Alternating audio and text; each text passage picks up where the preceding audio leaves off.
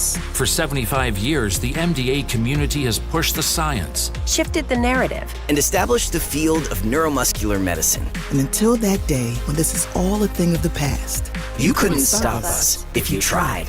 Join us and celebrate 75 years of breakthroughs at MDA75.org. You can't buy a best friend.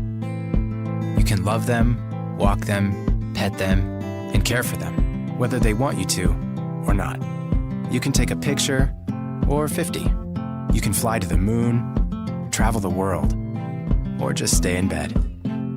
You can't buy a best friend like that, but you can adopt one. There are millions of pets waiting for a best friend just like you. Help us save them all at bestfriends.org. Milwaukee Black Talk lives here on 101.7 FM and 1510 AM, W269DL Milwaukee, and WGKB Waukesha.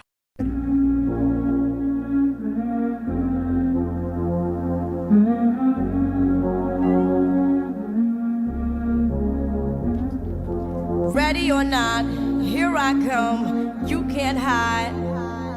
Gonna find you and take it slowly. Ready or not, here I come.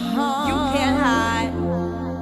Gonna find you and make you want me. Now that I escaped 101.7 The Truth. It's your girl Jazz Tyler. We are live and direct. Thank you so much for joining us and tapping in with us today. I pray that you all had an amazing evening yesterday and that your day has been filled with joy. Today thus far is Hump Day, which means that we've officially made it through this week and through this heat. Man, I was out doing my morning walk. And it was about 80 degrees at 8 o'clock this morning. Like, it was a lot. I'm not going to complain. We all know that it could be a little bit worse dealing with Milwaukee.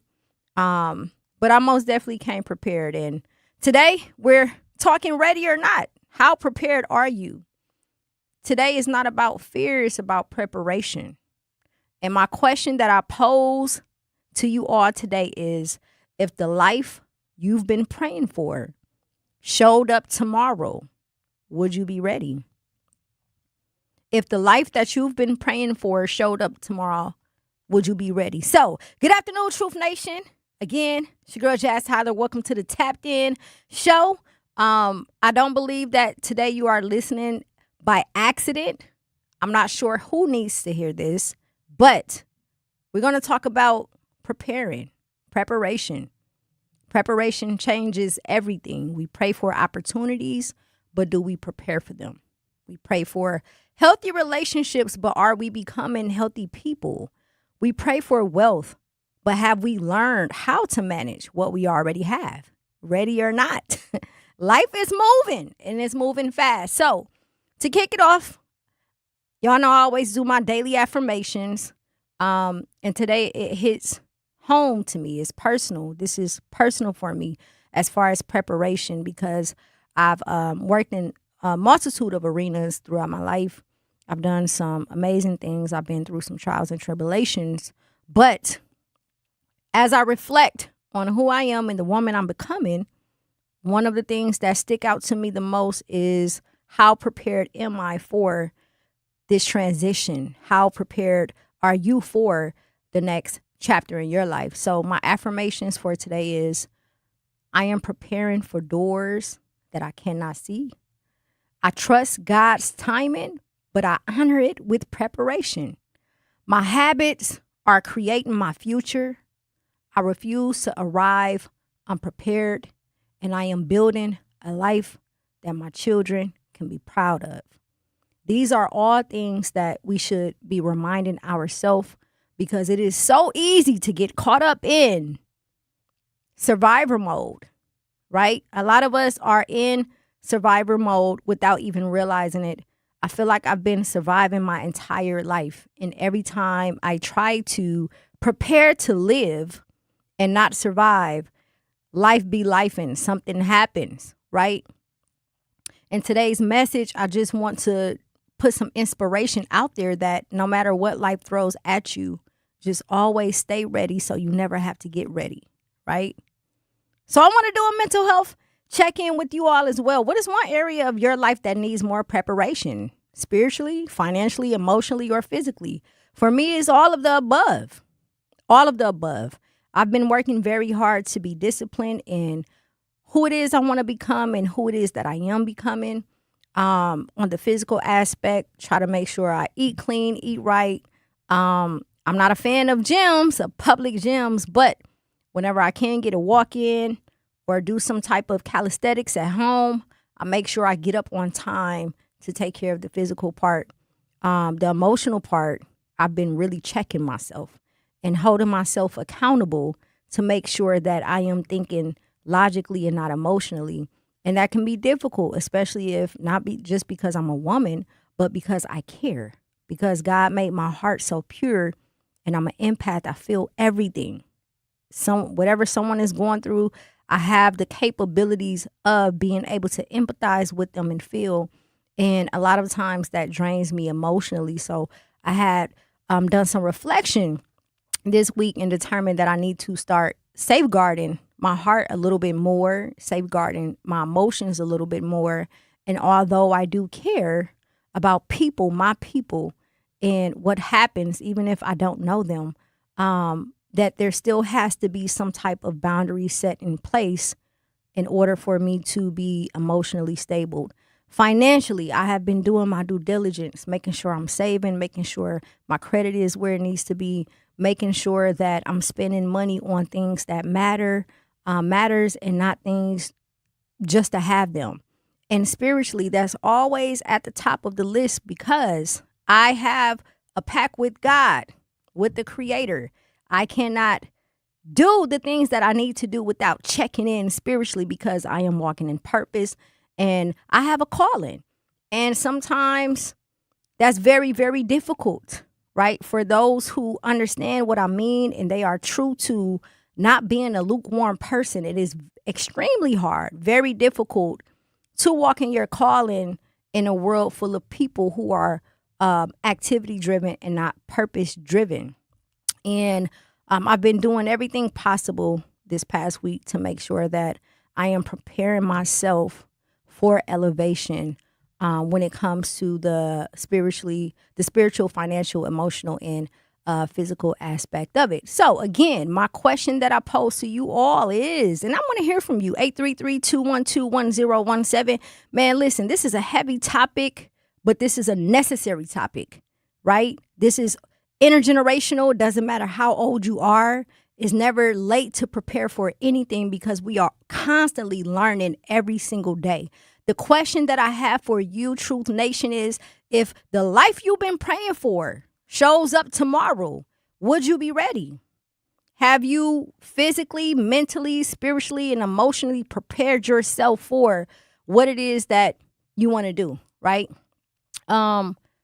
Again, I've been reflecting, and one of the things that I've been learning is that most people don't miss opportunities, they miss preparation.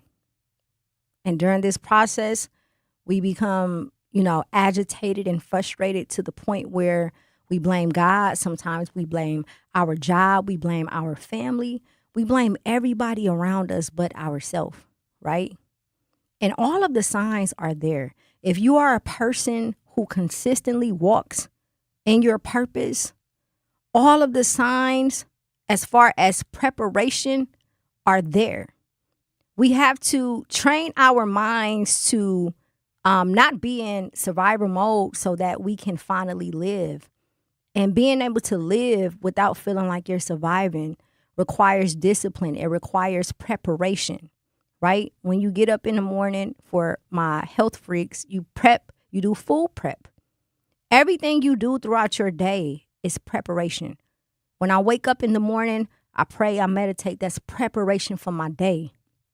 Before I come on this show, I go over my topics with my producer, Mech. That's preparation, right? Before you get in the car, you make sure you pay attention to your rearview mirrors and everything else, your radio, whatever song you want to listen to. For your drive, that's preparation. Everything that we do, every hour, every minute on the clock is preparation. And sometimes what happens is We are so caught up in that moment, and then our minds wander to the past and the future, that we're not realizing that we're in preparation mode. And when opportunities come or situations come, right, we don't understand it. When the Creator is trying to send us a sign to say, hey, this is about to happen, whether it's good or bad, we ignore it because we're surviving. We don't understand it. We need to be prepared. You need to be prepared for this world, the spiritual battle, the physical battle. You need to make sure that your youth are prepared to be young adults in this world. When they graduate high school and they begin to go off to college or trade school, or even if they want to be an entrepreneur, there's still preparation that has to be had.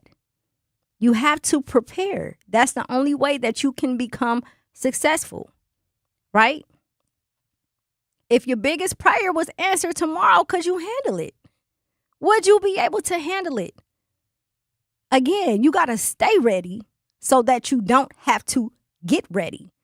And if you are a person who is in this season of transition, this season of becoming everything that the Creator intended for you to be, then my friend, you have to make sure that you are prepared. And that means not indulging in things that you would normally indulge in. That means being set apart, not alone, but set apart. That means sitting in solitude, not isolation. That means that you need to be disciplined enough to say, I understand what is happening in my life. So much to the point where I can't kick it right now. I can't talk to certain people right now. I can't do certain things because I am in preparation mode, right? When you turn that oven on 400 degrees, black people, because for whatever reason we put food in the oven on 400 degrees, don't matter. We don't even read the instructions, right? But when you heat the oven up, it takes time to get to that degree, those degrees, right? It takes time to build up to that 400 degrees. It's preparing. That's how you should view yourself, right? I am in preparation mode to become everything I've ever wanted to be and everything that the Creator has ever wanted you to be. So I want to hear from you, 833-212-1017. If the life you've been praying for showed up today, would you be ready for it? Or are you not prepared? Have you done whatever it is that you need to do in order to be prepared for what it is that the Creator has for you? 833-212-1017. Hit me up. We got to go to break. Do not touch that dial, Truth Nation. It's your girl, Jazz Tyler. Talking about guns with others might not always feel comfortable, but it could save a life. Here's a way to start a conversation. Your family is going over to your neighbor's home for dinner for the first time. How would you ask if there are any unlocked guns in the home? Hey, we're so excited for tonight. Before we come over, though, may I ask if there are any unlocked guns in your home? Our guns are stored securely, locked in a safe that the kids can't access. Awesome. Learn how to have the conversation at agreetoagree.org. Brought to you by the Ad Council. Wherever there's a need in our communities, there's a United Way. Improving lives so everyone can thrive. Where more people can gain access to healthcare and nutritious food for their tables. Where more community members can benefit from financial education and get connected to local resources for housing support. And where children are given more chances to reach their full potential. Community is where we find our strength and where we share our hope. United is the way. Visit unitedway.org. Are people around me safe when I vape? Science does not support that belief. Exhaled vape emissions linger in the air, affecting indoor air quality and bystanders in the same space through secondhand exposure. Vaping emissions can also accumulate on clothes, hair, dust, and furniture, leading to exposure risks to bystanders of all ages. And vaping around a pregnant person can lead to serious health impacts on fetal and childhood development. Enough with the puff. Learn more at ul.org/vaping. My mom has decided to learn to paint, and she's good. My dad's now into creative cuisine, and I've already put on 6 pounds. Learning new things comes with age. My mom, she started forgetting my name and what we're talking about. Forgetting well-known things doesn't. Memory loss may be a sign of Alzheimer's disease. Early detection gives you and your loved one time to plan for the future. Learn the warning signs of Alzheimer's at 10signs.org. Brought to you by the Alzheimer's Association and the Ad Council. The possibility of lung cancer can be pretty scary, especially if you're one of approximately 8 million current or former smokers at high risk. That's why SaveByTheScan.org wants you to know that now there's a breakthrough low-dose CT scan that can detect lung cancer early, and it only takes 60 seconds. You stop smoking, now start screening. For an easy quiz to see if you're eligible, visit SaveByTheScan.org. It could save your life. SaveByTheScan.org is brought to you by the American Lung Association's Lung Force Initiative and the Ad Council. Reading aloud to children sharpens their listening skills, expands their vocabularies, and nurtures a lifelong love of reading. That's why Reading is Fundamental, the nation's leading children's literacy nonprofit, offers free monthly read-alouds by popular authors through its Rally to Read program. Visit rallytoread.org to watch the read-alouds and discover exciting reading activities for school and home. Visit rallytoread.org today. I was wondering, maybe, could I make you my baby?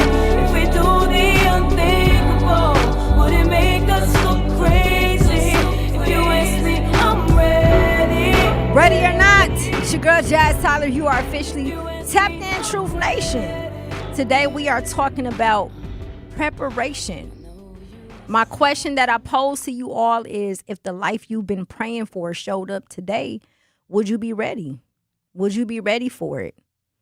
For those who are just joining us, I want to kick off the affirmations again, right? I am preparing my doors. I am preparing for doors that I cannot see. I trust God's timing, but I honor it with preparation. My habits are creating my future. I refuse to arrive unprepared. I am building a life that my children can be proud of.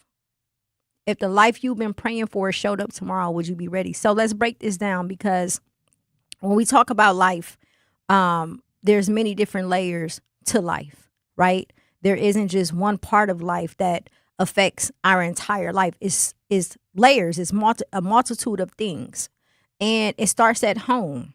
It starts with preparation at home. So let's dive into it with the children, right? We spend so much money on preparing our children for school. We wake up every day, make sure that their uniforms are ironed, that their clothes are ironed, that they have food to eat, that they get on the bus, making sure they're on time. We're going to parent-teacher conferences. We're doing everything possible to prepare them to go to school, to go to work, to be in whatever activities that they are in. But are we actually preparing them for life?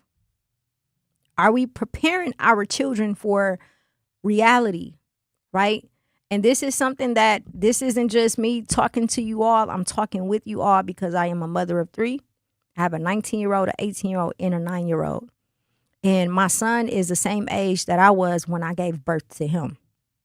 My daughter is the age I was when I got pregnant with my son, right? And my youngest daughter is the age, she's at an age where she's becoming a young woman, right? Things are changing with her. So I had to have a conversation with my bonus mom, shout out to Dee Dee, and myself and my sister Trina, and we were sitting around talking about this. How well are you preparing your household for, how are you helping your spouse prepare? How are you preparing yourself? How are you preparing your children, right? For reality, to go and live a life of their own without any, I guess, safety net to a certain degree. And the reason why I say that is because I've been experiencing some rough patches when it comes to how well I prepared my children. And I'm not saying that I haven't prepared them, but when I look at my daughter who just started college, I always see entitlement, privileged, spoiled. She think that the world is just given to her at her fingertips. And a lot of that is I'm to blame for, because I didn't want her to have a life that I had. I didn't want her to, because there's so much happening in this world and in this city that I'm stopping what I'm doing at any given time to be there for her every need. Not just her, but all of my children, right? They need a ride. They need, whatever it is that they need, I am there, because I never want them to question if I care, but also I never want them to feel like I don't show up and then they have to go and ask a friend or be put in a situation that could be unsafe for them and they end up in a situation that they don't want to be in. And I've realized that although she is very, very responsible, very smart, she has a scholarship to attend college, an academic scholarship, and she plays basketball. She had dual enrollment. While she was in high school, she was enrolled in college, taking college courses on campus before she walked across the stage. And all of that came about because her 8th grade year, again, this is my middle child, and I know that tell her all the time, she has the middle child syndrome. She feels like, y'all give attention to my son or my youngest daughter more, which is not true, but she feels how she feels. And when she expressed certain things, graduating 8th grade, I prepared myself to make sure I did what I needed to do in order to get her to the next level. And what that looks like for me was getting a job at her school, right? My son, he went to the school that their dad, my ex-husband, worked at. And my youngest daughter went to a school that their dad's sister worked at, because I wanted to ensure that my children would not fall short, would not fall through the cracks.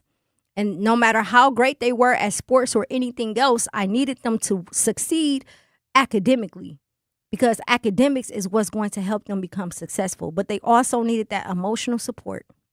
And once I took that job and I started working at her school, I began to see how many other youth needed this as well. So I became a parent ambassador.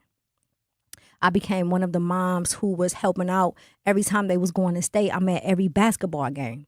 I'm popping up at every conference. I'm doing pop-ups throughout the day. I'm supporting tutors, helping her build relationships with her teachers, all of the above. I'm preparing her to be successful so that when she graduates, she can get a scholarship, because I don't want to pay for college. I'm not rich, although I would, but I knew these are the circumstances. I am a single mom. I need to do what I need to do to make sure I properly prepare my children to be successful so that they can go off to college or trade school or start their own businesses, do whatever it is that they need to do. And I am very, very proud of that. I am proud of the fact that those 4 years, I stuck it in with her through all of the changes you go through as a teenager, mentally, spiritually, physically, emotionally, everything, right? Helping her prepare for games, helping her prepare to go upstate to play for the championship, helping her prepare for a test, helping her prepare for what friendship looked like and sisterhood and camaraderie looks like, right? Helping her prepare. And once she achieved those goals, I realized in that moment, not too long ago, the past couple of weeks, that I did not prepare her for what happens after that.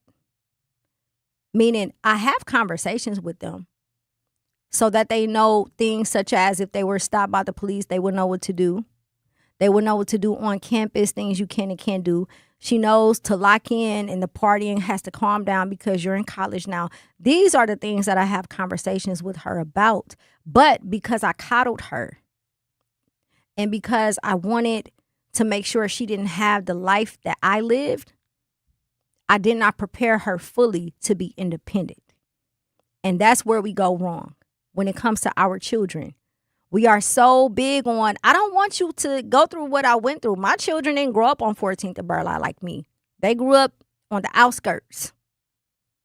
They grew up and went to charter schools and private schools. They went to one MPS school, but they didn't grow up in public school system.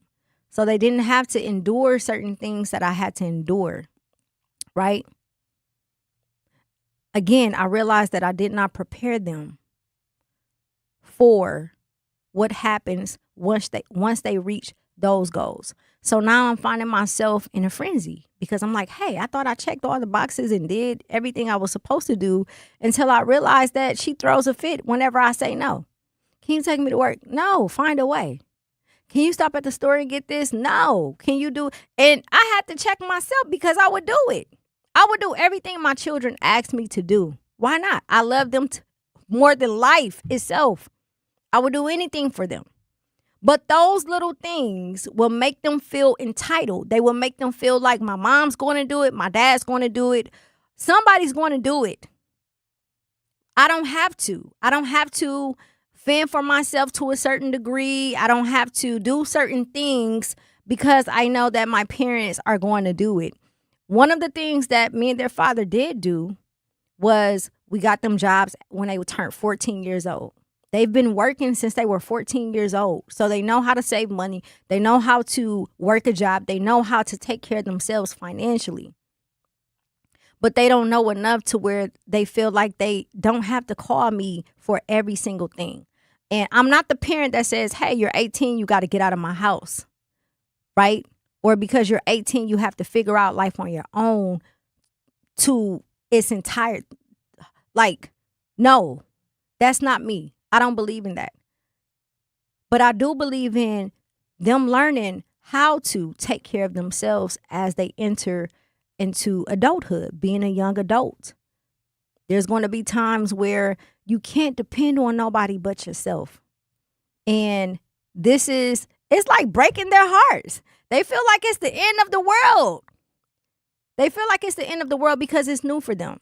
So I am taking self-accountability by saying I have to do a better job and making sure that I don't coddle my children or provide for them so much to the point where they don't know how to stand on their own 2 feet. Now, my son, he gonna figure it out. That's me all day. He gonna figure it out. He not even gonna make a fuss about it. He's not gonna be upset with me. It's just like, hey, Mom, can you do this? No, I can't, baby. All right. You good? Yep, I'm good. I got it. Okay, cool. But that Kennedy, oh my gosh. As soon as I say no, I say, hey, Kennedy, can you do this for me? Kennedy, you 18 now. You have to start figuring out these things on your own.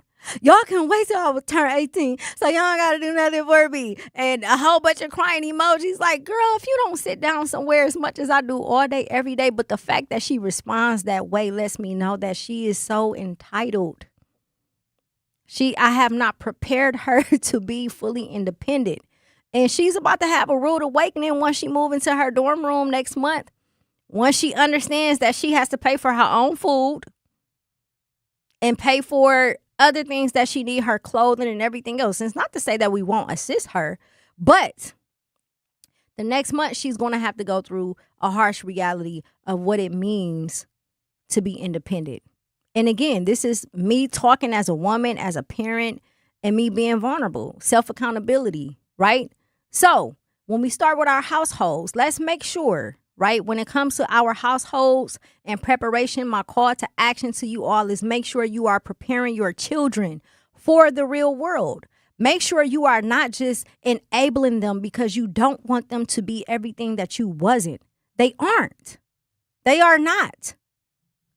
But that doesn't give you the right to enable them and make them feel like that doesn't give us, because I'm included, the right to enable them and make them feel like they don't have to work for whatever it is that they need to work for. We are talking about preparation today. If the life you've been praying for showed up tomorrow, would you be ready? 833-212-1017. It's your girl, Jazz Tyler. We got to go to break to pay some bills. Do not touch that dial. We asked parents who adopted teens to share their journey. When I met both of them, it was like my missing pieces were found. Like it was just like an instant, these are my kids. If you're considering adopting a teen, just do it. Kids need families. I don't care the age, everybody deserves a family. Learn about adopting a teen from foster care. Visit adoptuskids.org to learn more. A message brought to you by Adopt US Kids, the U.S. Department of Health and Human Services, and the Ad Council. Not completing high school is more of a social thing than it was an academic thing. Even though all these years have passed, I still had that longing to have my diploma. At age 30, Carissa finished her high school diploma. If you're even considering getting your high school diploma, you can do it. No one gets a diploma alone. If you're thinking of finishing your high school diploma, you have help. Find free adult education classes near you at finishyourdiploma.org. That's finishyourdiploma.org. Brought to you by the Dollar General Literacy Foundation and the Ad Council. Hear that? That's the sound of your life. Perfectly imperfect. beating in rhythm to the world you've created.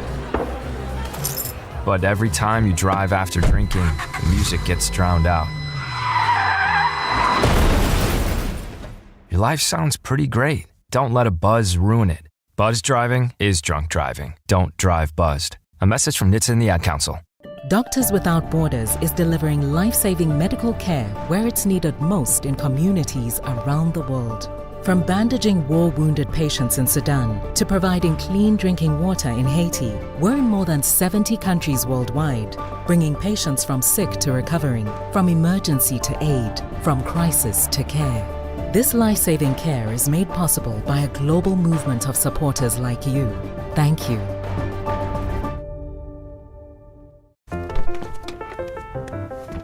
Mommy, can I sit in the front seat just this one time? Please, please, please. No, not yet. But why? Because I love you, and you're just not ready yet. Now, get in the back so I can get you in your car seat, please. Putting your kids in the right seat for their age and size is an act of love. Check that your kids are in the right seat at NHTSA.gov/the right seat. Love protects. A message from NHTSA and the Ad Council. In sitcoms, when someone has a problem, they just blurt it out and move on. Well, I lost my job and my parakeet is missing. How was your day? But the real world is different. Managing life's challenges can be overwhelming. So, what do? We get support. The Huntsman Mental Health Institute and the Ad Council have mental health resources available for you at loveyourmindtoday.org. That's loveyourmindtoday.org. See how much further you can go when you take care of your mental health.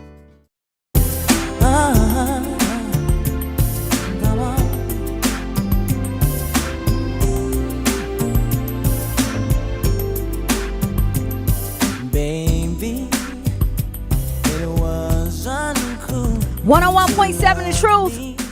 It's your girl Jazz Tyler. We are live and direct. How ready are you? We are talking today. If the life you've been praying for showed up tomorrow, would you be ready? 833-212-1017. We want to hear from you. Shout out to the chat. Shout out to Jasmine West. She said, a lot of my opportunities and blessings usually come whether I'm ready or not. So I may or may not be ready, but I'll take it. You know what, Jazz? Let me tell you something. You must be my twin because I am the same exact way, right? It does not matter if I'm ready or not, I'll take it. However, the important thing about it is we just need to start paying attention to the signs that the Creator sends us. I always tell my sister, she can attest to this. I say, Trina, something big is about to happen. I can feel it. Something amazing is coming into my life. I don't know what it is, but I know it's coming. And then it'll be all of these signs. And I'll be sitting there like, hey, what does this mean? What does that mean? It's preparation. The Creator is sending signs so that I can be prepared for whatever it is that's about to happen. We have to make sure that we are prepared. RC Creation says, the life I am praying for is not of this world. So anything good I can get of or from this world will never exceed my expectations. You have made it when you need for nothing. Waiting is different. We all usually want more than what we need. Got stuff we have not worn and used in 5 years. That's a fact. That's a fact. I wholeheartedly agree, right? I am a person who's not of this world either, right? I'm in it, but I'm not of it. So I understand what you mean when you say that what you're praying for is not of it. But we still have to play a part in it. And if you are a person who is connected to the divine being, then you know exactly what I mean when I say that there are signs and symbols for the conscious mind. If you know, you're going to stay ready so you don't have to get ready. Today we are talking about preparation. Before we went to break, we were talking about children. How much have you prepared your household for life? I was giving an example with my daughter who's just started college and how all of my children, I've coddled them, not babied them, but I didn't want them to have the life that I lived. So I provided them with more and I went above and beyond, so much to the point where they feel entitled to certain things sometimes because I have not properly prepared them to be independent once they became young adults. And this is a vulnerable self-accountability moment for me. But I know a lot of parents like that, especially parents from my generation, people who were born in the 70s and 80s. We have a habit of doing that. My children ain't going one for nothing. My children, they don't gotta go to public schools. They can go to private schools. They can go to charter schools. They can live this life. They can have every pair of shoes they want. And then by the time they become 18, you're frustrated and ready to kick them out because you have enabled them their whole lives. So much to the point where they don't even know how to be independent. So my call to action before we went to break for those who are joining us is make sure that you are preparing your children or any youth that's around you, nieces and nephews, students, whoever. Make sure that you are preparing them for the real world so that by the time they do become a young adult, they don't have to deal with some of the things that we had to deal with. That's true preparation right there. That's how you genuinely make sure that your child does not have the life that you have. Not by buying them materialistic things, not by being their taxi cab driver, driving them everywhere because you're afraid for them to catch the bus and so on and so on. But by making sure you equip them with the necessary tools, information, knowledge, and wisdom so that they can be self-sufficient in this world and that they can stand on their own 2 feet. So when we were talking about preparation, I said there's layers to life, right? There's so many different angles in life that requires you to prepare when you wake up, whatever your daily routine is.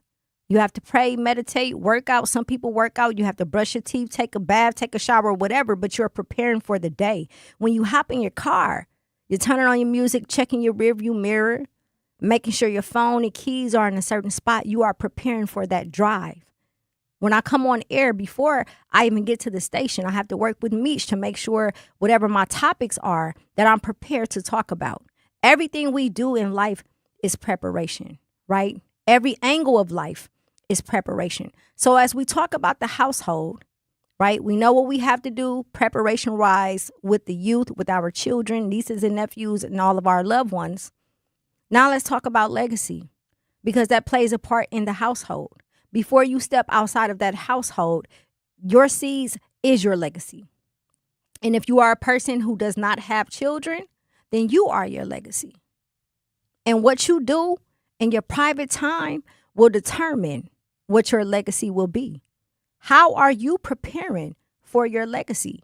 Most people think that legacy is money. Legacy is what remains after your name is no longer in the room, right? A lot of us grew up in families where there's traditions, healthy traditions, not so healthy traditions, all of the above. And by the time you become an adult, you understand that your legacy is built on that. So how are you preparing your family and your loved ones to carry on your legacy? Not necessarily when we depart this earth, but even while you're on earth. When you look at other ethnicities, we always talk about it. It's a common conversation. What do? They always make sure that their children have full rides to college so that they don't have to pay for it, which means that they're not accumulating debt, right? They're preparing their children to carry on their legacy. What are you doing to make sure that your children carries on your legacy? If you do you have a business? Are you building your business based on legacy, right? Are you preparing your children to run your business so that when it's time to retire or when it's time for you to go where you need to go outside of this earth, that they will be able to continue that business? What are you doing to make sure that your grandchildren and your great-grandchildren and your great-great-great-grandchildren have everything that they need? Are you purchasing real estate? Are you purchasing land? Are you building businesses? Do you have assets? What is it that you're doing to make sure that your legacy carries on? And the reason why I love talking about legacy so much is because we all are someone's legacy. We all are a part of someone else's legacy. We have ancestors that we've never even met, that we don't even know about, who spent time dealing with certain things to make sure that we can do what it is that we're doing. And I'm not talking about just ancestors objectively. I'm being very subjective when I say this. The people in your bloodline, the people in your family, even if it wasn't necessarily a thought, because a lot of times with our people, black and brown people, we're not taught to think that far. We don't even know if we're going to make it past 25, right?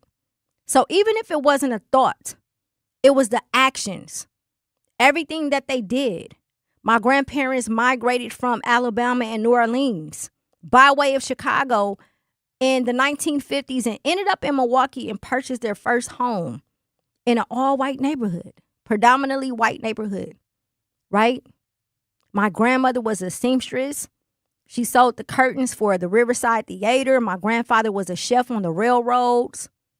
Everything that they did was based off of what they knew how to do, what they were good at, not knowing that what was in them will trickle down to not just their children, but their grandchildren and their great-grandchildren. That is legacy. My grandmother showed my aunts and my mom how to sew. So much that when we were little, we didn't have just regular store-bought clothes. Our clothes were custom made. My grandfather showed them how to cook. And my mom ended up cooking for being a chef for the Milwaukee Bucks, as well as my cousin. All of these things are preparation. You're preparing the next generation to do something. What are you doing to make sure that your family carries on your legacy? How are you preparing them? What are the conversations that you are having, right? When we're having these family gatherings, we need to make sure that we are talking about these things. And I know how it can be when it comes to our people, because when we're partying, we just want to escape from the real world. But someone has to be that person to step up and say, hey, let's pause the fun, the partying, and let's have some real conversations. If you have a host of cousins, siblings, aunts, uncles, grandparents, there is so many people who are a part of your family that can help you when it comes to making sure that the legacy lives on. There was a time back in the day where your last name meant something. When somebody called you by your first and last name, your last name was your legacy. Oh, that's so-and-so daughter.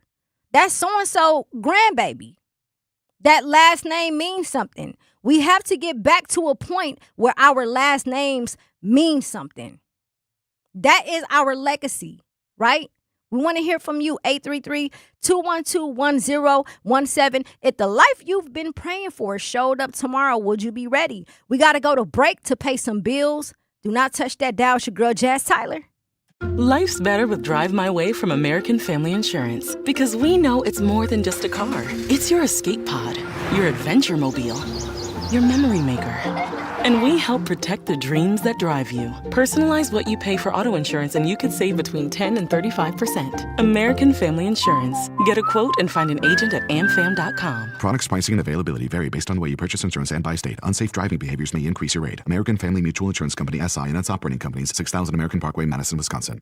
At UW-Milwaukee, students don't have to wait until college to start building their future. Roar Ready lets students K through 12th grade join in hands-on programs across campus. From science and tech to arts, sports, and more, students try new things, meet new people, and build skills that matter. Programs are led by UW-Milwaukee faculty, staff, and current students. And it's easy to register online. Get started today at uwm.edu/roarready. UW-Milwaukee. Roar Ready. Your child's future starts here. Dreaming of owning your first home? Don't settle for a fixer-upper. Build a brand new home with Milwaukee Habitat for Humanity. They partner with first-time buyers to make home ownership possible with little to no down payment and a team that's on your side every step of the way. Even if you're just starting to explore what's possible, they're here to help you take the next step. If your household earns between $55,000 and $90,000 a year, you may qualify. Visit MilwaukeeHabitat.org to learn more. For 250 years, our armed forces have bravely served America. Wounded Warrior Project honors that legacy by supporting post-9/11 service members and veterans like Anthony, a Marine who was injured by a roadside bomb in Afghanistan. They carried me through my injuries, not just my physical, but my mental. And seeing other vets doing the same thing helped me tell myself, hey, you can do this. Join us in honoring warriors at woundedwarriorproject.org/America. In the United States, a vehicle is stolen every 31 seconds, about as long as this message. Luckily, you can take a few easy steps to protect your car in the same amount of time. Remove your valuables, roll up your windows, don't leave your car running unattended, lock your doors, and take your keys or fob. If you have information about a crime, call the police. If you suspect insurance fraud, also call 800-TEL-NICB. A public service message from the National Insurance Crime Bureau.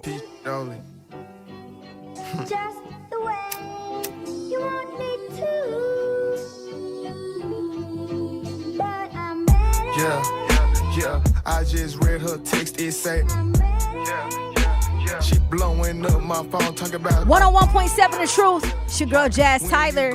Life is better with American Family Insurance because we know you are fully protected. Your home, your vehicle, everything you've worked hard to build, you can actually enjoy it. And that's what it's about. Not stressing the what ifs, but moving forward with confidence. American Family agents help you get the right coverage in place so you can focus on your family, your goals, and the dreams you've earned. Insure carefully, dream fearlessly with American Family Insurance. Get a quote or find an agent at amfam.com. American Family Insurance is a proud sponsor of The Truth. Truth Nation, what's the word? Happy Hump Day. I hope you guys are finally enjoying some summertime in the beautiful Milwaukee. It's about 90 degrees, felt about 100 degrees outside. It was about 80 degrees at 8 o'clock this morning. So I won't complain because we know that this weather is bipolar. And I hope that you've all prepared by having your water in your wallet. Speaking of preparation, that's what we're talking about today. We want to hear from you, 833-212-1017. We are talking preparation. If the life you've been praying for showed up tomorrow, would you be ready? Shout out to the chat. RC Creation said, a saying I heard, make as much as you can, give as much as you can, save as much as you can. The greatest gift that can be given to a person is wisdom and knowledge. The wise learn from other experiences. The smart learn from their own experiences. Take the path of wisdom as often as possible. Yes, indeed. So we are talking preparation today. Before we went to break, we were talking about preparing our youth, our children, nieces and nephews, the babies in the community for adulthood, right? Not coddling them, not making them feel like the only person they can depend on is you. And then preparing with your legacy, right? Back in the day, your last name meant something. That was your legacy. How are you preparing your family for your legacy? Not necessarily when it's time for you to depart this earth, but rather you go on retirement mode, or it's simply you're building a business and you just want your family to take over that family business. Are you putting people in your family in position to make sure that they can carry on your legacy, right? You can have a whole lot of money. You can have a high status and be successful. But did you send your sister to business school so she can learn how to properly run your business? Did you train your mother or your father on management so that they can know how to manage it? Did you train your cousin how to be an accountant so that when it's time to file those business taxes, you don't have any issues? These are the things that we need to be preparing for. So let's get into the next segment. Ready for success. Ready or not, right? Ready or not is the title of the day, because whether you are ready or not is going to happen. And that's what you got to know. You can not be prepared or you can be prepared, but either way, it's going to happen. Are you ready for success? If the life you've been praying for showed up tomorrow, would you be ready for it? Success can ruin people who weren't prepared. Success can ruin people who are not prepared. A lot of people blame missed opportunities on other people, on jobs, on family, on whatever it is, everyone but themselves. But the harsh reality is a lot of times when we miss out on opportunities is because we are not prepared. We have not done what we needed to do to properly prepare ourselves. So, for example, let's say you decided to go back to school, to college, and you want to go full time. You want to go full time online while you are working a full time job, and you're a full time parent and maybe a full time spouse. That doesn't mean that you need to prepare just by studying for class, studying for quizzes and tests. That means that you need to eat better. You need to sleep right. You need to keep your spirit uplifted so that you can be successful in completing those assignments. That is a part of preparation. So when we're talking about preparing, especially to be successful, you have to make sure that you are prepared in every aspect of your life. One of the conversations that I often have with my friends, and I'm going to speak on my personal experience with this because this is something that I've battled for quite some time. I have done some amazing things in my life, things that I would never imagine, things that I knew I was equipped for because of what I had gone through prior to it happening. And if you know me, you know exactly what I mean. I've been through a lot in my life. So I know that my trials and tribulations, my scars, all of these things have prepared me to become who it is that the Creator wanted and needed me to be, right? But one of the things that I never prepared for was setting goals after I reach my goals. We talk about people that we know putting limitations on us, but what about the limitations that we put on ourselves? I'm just a woman from 14th and Burleigh.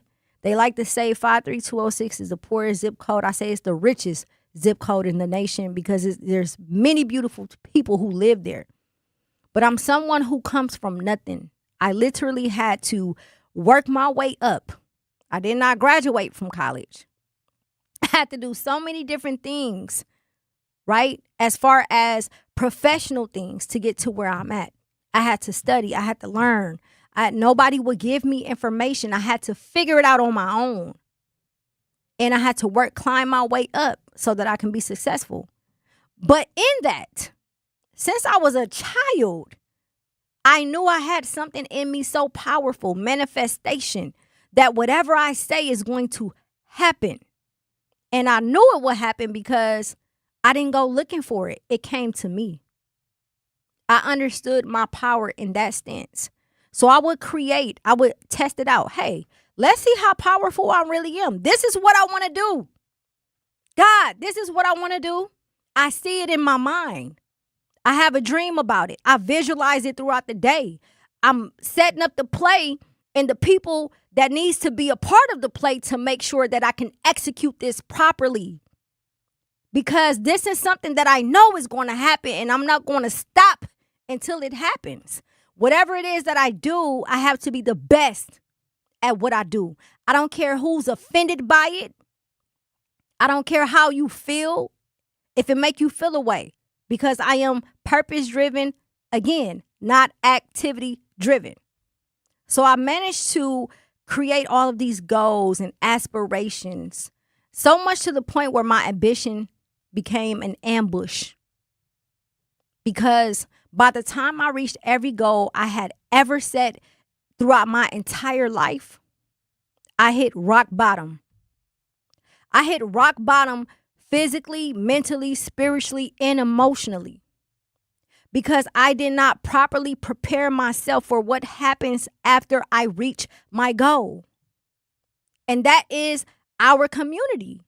A lot of us are not used to setting goals after we've reached our accomplishments because we're not trained or programmed to even think that we can reach the goals that we set in the first place. Hello. So if I'm not in an environment that makes me feel like I can do whatever it is I want to do, and by the time I reach that point to where I can do whatever it is I have done, whatever it is that I want to do, now I'm sitting there trying to figure out what my next move is because I done did everything I've ever wanted to do. I'm 38 years old and I've done everything I've ever wanted to do in my life. And I am in a transition, becoming a woman, entering into her 40s. What is the new life that you want, Jazz? What type of woman do you want to be? What does that look like for you? Because I had set such a high goal. The goals that I set were so high, it was almost impossible, to the point where people couldn't even fathom. How are these things happening for her? Why is she able to do this, and this? Because my relationship and my conversation with God is unmatched. It's so unmatched to the point that you couldn't understand if you wanted to. Because you ain't walked a mile in my shoes. I prayed in private so that I can be anointed publicly. You understand what I'm saying? I put in a lot of work spiritually. When people do me wrong, I don't return the favor. I used to. You don't believe me? Check my record. I used to be that person until I understood that it would stop me from accomplishing the goals and the things that I needed to do.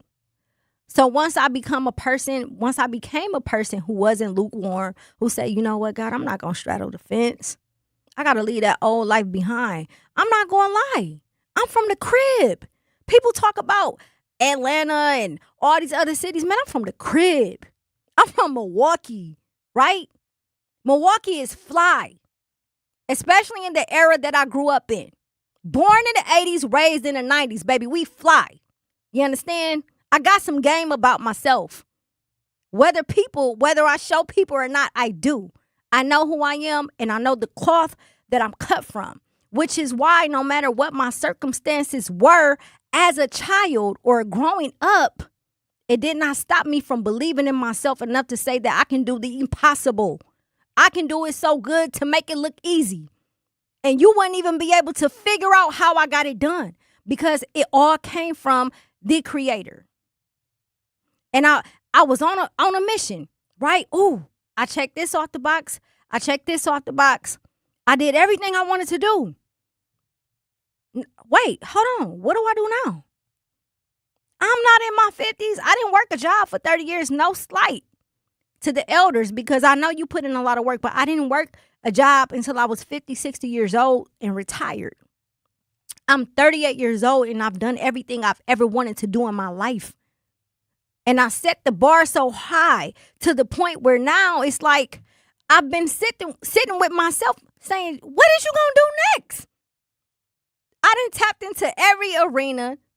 I done did it at my best, because that's what I do. Now, what are you going to do? What new goals are you going to set? And I ended up hitting rock bottom, right? I ended up falling into a deep, deep, deep depression, because I could not understand how I was able to do what I did and not plan after that. Truth Nation, we want to hear from you. 833-212-1017. We are talking preparation. If the life you've been praying for showed up tomorrow, would you be ready today? We got to go to break to pay some bills. Do not touch that dial. It's your girl, Jazz Tyler.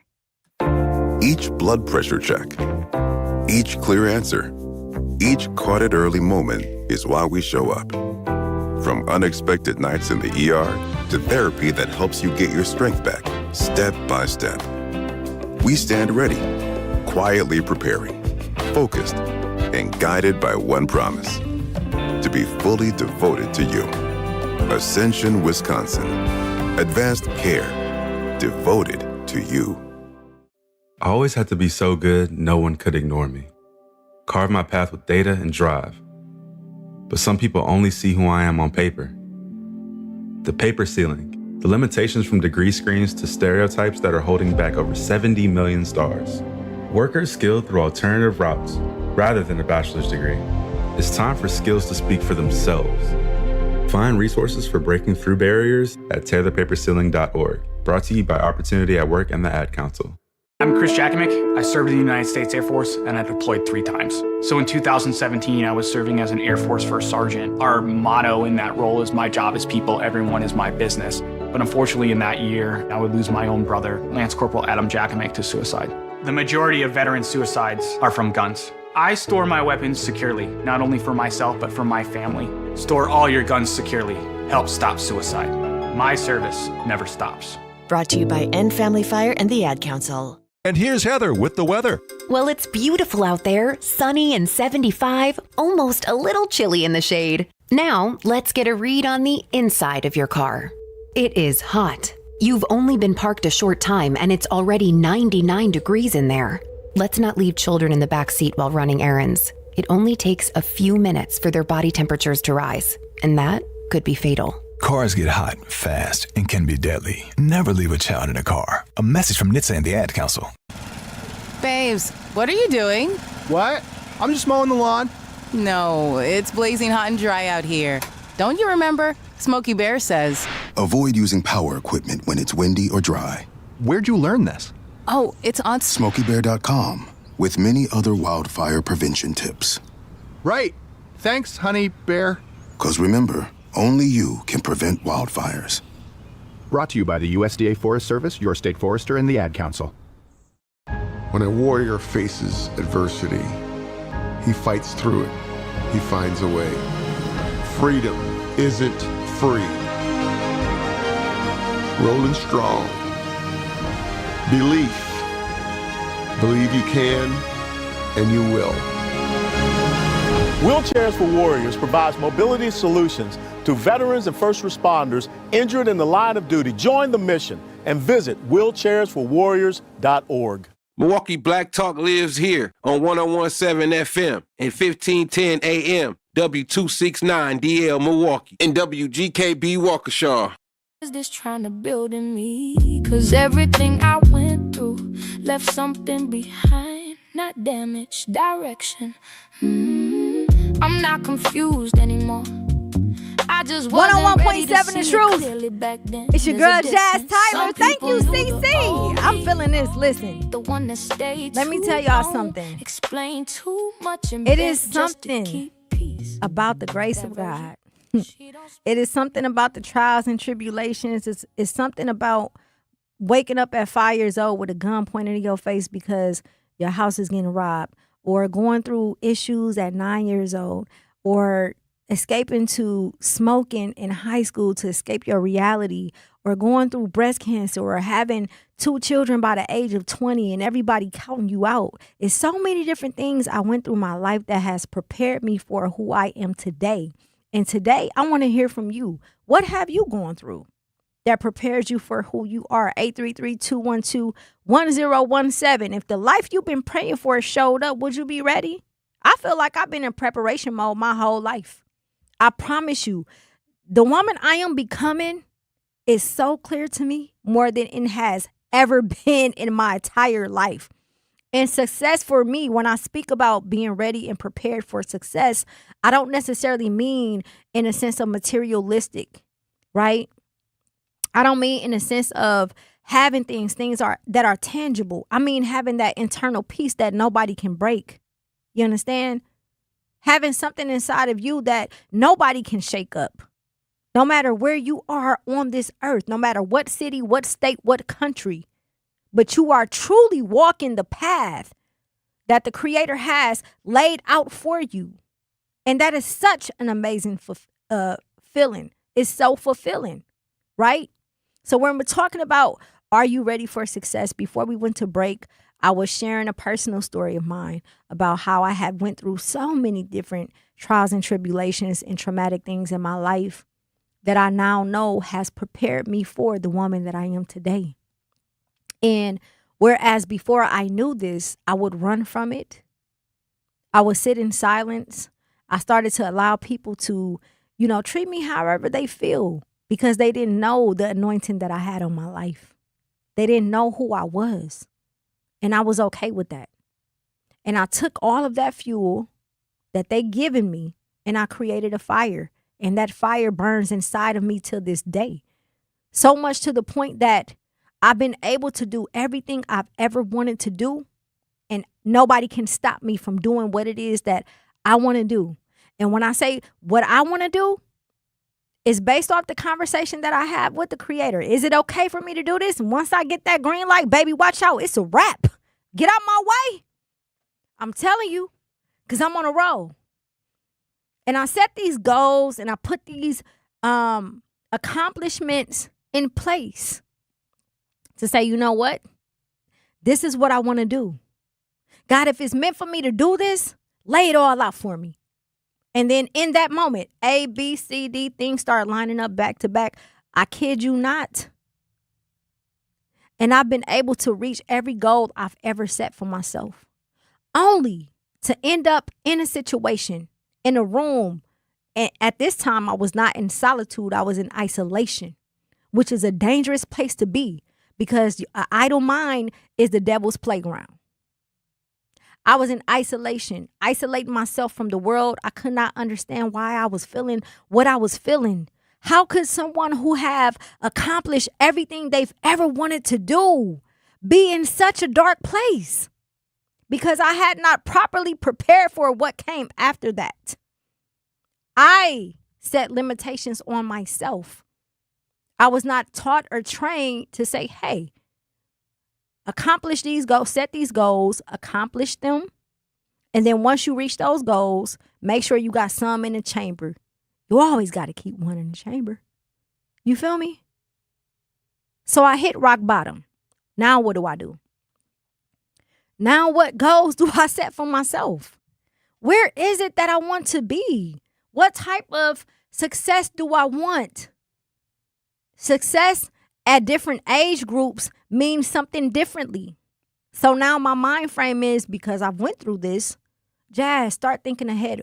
I'm 38. What type of woman do you want to be at 40? What type of woman do you want to be at 45? What do you want to have when you 50? We're talking 10 years, baby. That means that the coach, the creator said, okay, I put you in a game. I asked you to win a championship and you won it. Okay, what's next? You've reached the top of the top. What you gonna do now? You gonna go back and sit on a bench? You gonna go back and just sit there and not do nothing? No, I'm gonna go back and look at those playbooks every time. I'm gonna go back and I'm gonna go far back. How did I get to this point? How was I able to win this championship, right? Same game, different play. So when you create goals for yourself and you reach those goals, the best thing you can do is sit back and reflect on how you was able to reach them so that you can reach the goals you set for after that. Make sure you are prepared. Prepare for the better. Don't prepare for the worst. I don't live by that. I don't prepare for the worst because my worst is always my best. If this is what I can do and I'm doing it at a top level, oh, that's nothing. That's lightweight. That's 10 pounds. Give me 100 pounds. I got it. Don't worry about it. That part of me, I know I succeed in. But again, when you're in a space and you've done everything you wanted to do and you don't know what to do, you have to figure out how to do it. And what I did was sit in solitude.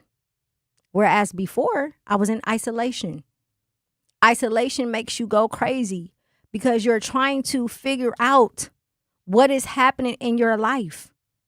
And a lot of times, that negative energy can send deceit. It can send things to make it appear like this is what was for you when in all actuality it's not. You just got to hold on, right? I sat in isolation. And when I realized that I was in isolation, I began to switch over to solitude. What is the difference? Isolation is when you're isolating yourself from people in the world and you're over analytical. You're constantly thinking about all of the negative things. Things are coming, the worst. What is the worst that can happen? What is the worst that can happen? What is the worst that can happen? Once I transition over to a woman who sits in solitude, what's the best that can happen? Okay, so what? You didn't prepare for after whatever it is that you wanted to do or whatever goals that you set for yourself. So what? You didn't prepare. Baby, you was built for this. This is what you have to tell yourself. Baby, I'm built for this. It don't matter if I was prepared. I'm going to be prepared now and guarantee the next goal that come around, I'm going to be prepared for that too. Because now I know what to do. You cannot continue these cycles to where you're not paying attention. Again, you have to understand what preparation is in every aspect of your life. I don't care if you don't believe in the Creator. I don't care if you don't go to church. I don't care if you do. Whether you want to or not, this world is not controlled by us, which means that we all have signs and symbols of the conscious mind. We all get downloads every day. We all get signs every day, confirmations every day on what it is that we're supposed to do. And it's up to you as to whether or not you're going to follow that guide. I used to be the one that tiptoe. I'm going to take a little bit from these instructions because I'm a creator. This is the battle that I have, that I used to have with the Creator all the time. I'm a creator. Music, creative management, all of the above, right? My thoughts. I get paid for my thoughts because it's a gift. So imagine being a person like that and having to go back and forth with the Creator of all things. Come on now. Oh, okay, I like this. I like this path that you set for me. But I'm going to take this. I'm going to take this. I'm going to leave that. I'm going to get a little bit of this too. And then I'm going to mix it in with what I already got going on. No, that's not the plan. Flag on the play. Get off the field. That's not how this works. But luckily, I've been through so much in my life, and I've loved the Creator so much and given myself to the Creator so much that even when I mess up, even when I don't stick to the plan, He still allows my greatest dreams, goals to happen. And if it's not meant, He will show me why. But don't worry, I prepared you. So now whatever it is that you aspire to do, you're going to be able to do without the kinks. All you have to do is just live by the playbook. Not the playbook that you created, but the playbook that was created for you. That's called alignment. That's real success. That's real preparation. So now when I sit in solitude, I say, okay, this is every day. This isn't a once a week. This is a lifestyle, baby. This is not a trend. When I sit in solitude every day, when I open my eyes, what is it? How can I be the best version of myself? We know, God, I've done everything I've ever wanted to do in my life. And even if I didn't, I'm still grateful. But what is it you want me to do now? I can't see it. I don't understand it. I need some signs. I need you to help me understand. You're already doing what it is that you're supposed to do. You've already been prepared. You just have to believe in yourself enough to know that you've been prepared. And preparation is not cute. Preparation is ugly. Preparation isn't dainty. It isn't fancy. It isn't whatever we think it is. Preparation is ugly. Think about the ugliest thing or person you've ever seen. That's preparation. Everything you've been through in your life was preparation. The battles you faced that nobody can understand, that pain you felt, those tears you've cried, everything that happened to you, whether it was the most hideous thing, it doesn't matter. It still was preparation. It built you and it made you into who you are. We are talking preparation. If the life you've been praying for showed up tomorrow, would you be ready? 833-212-1017. I want to hear from you, but we got to go to break. Do not touch that dial. Do not change. Do not log off YouTube. Stay tuned. It's your girl, Jazz Tyler. Here's the deal. We got to set ourselves up. See, retirement is the long game. We got to make moves and make them early. Set up goals. Don't worry about a setback. Just save up and stack up to reach them. Let's put ourselves in the right position. Pre-game to greater things. Start building your retirement plan at thisispretirement.org. Brought to you by AARP and the Ad Council. For 75 years, the Muscular Dystrophy Association's voices have thundered through the halls of Congress. For 75 years, we've willed the impossible into existence. For 75 years, the MDA community has pushed the science, shifted the narrative, and established the field of neuromuscular medicine. And until that day when this is all a thing of the past, you couldn't stop us if you tried. Join us and celebrate 75 years of breakthroughs at MDA75.org. You can't buy a best friend. You can love them, walk them, pet them, and care for them, whether they want you to or not. You can take a picture or 50. You can fly to the moon, travel the world, or just stay in bed. You can't buy a best friend like that, but you can adopt one. There are millions of pets waiting for a best friend just like you. Help us save them all at bestfriends.org. Talking about guns with others might not always feel comfortable, but it could save a life. Here's a way to start a conversation. Your family is going over to your neighbor's home for dinner for the first time.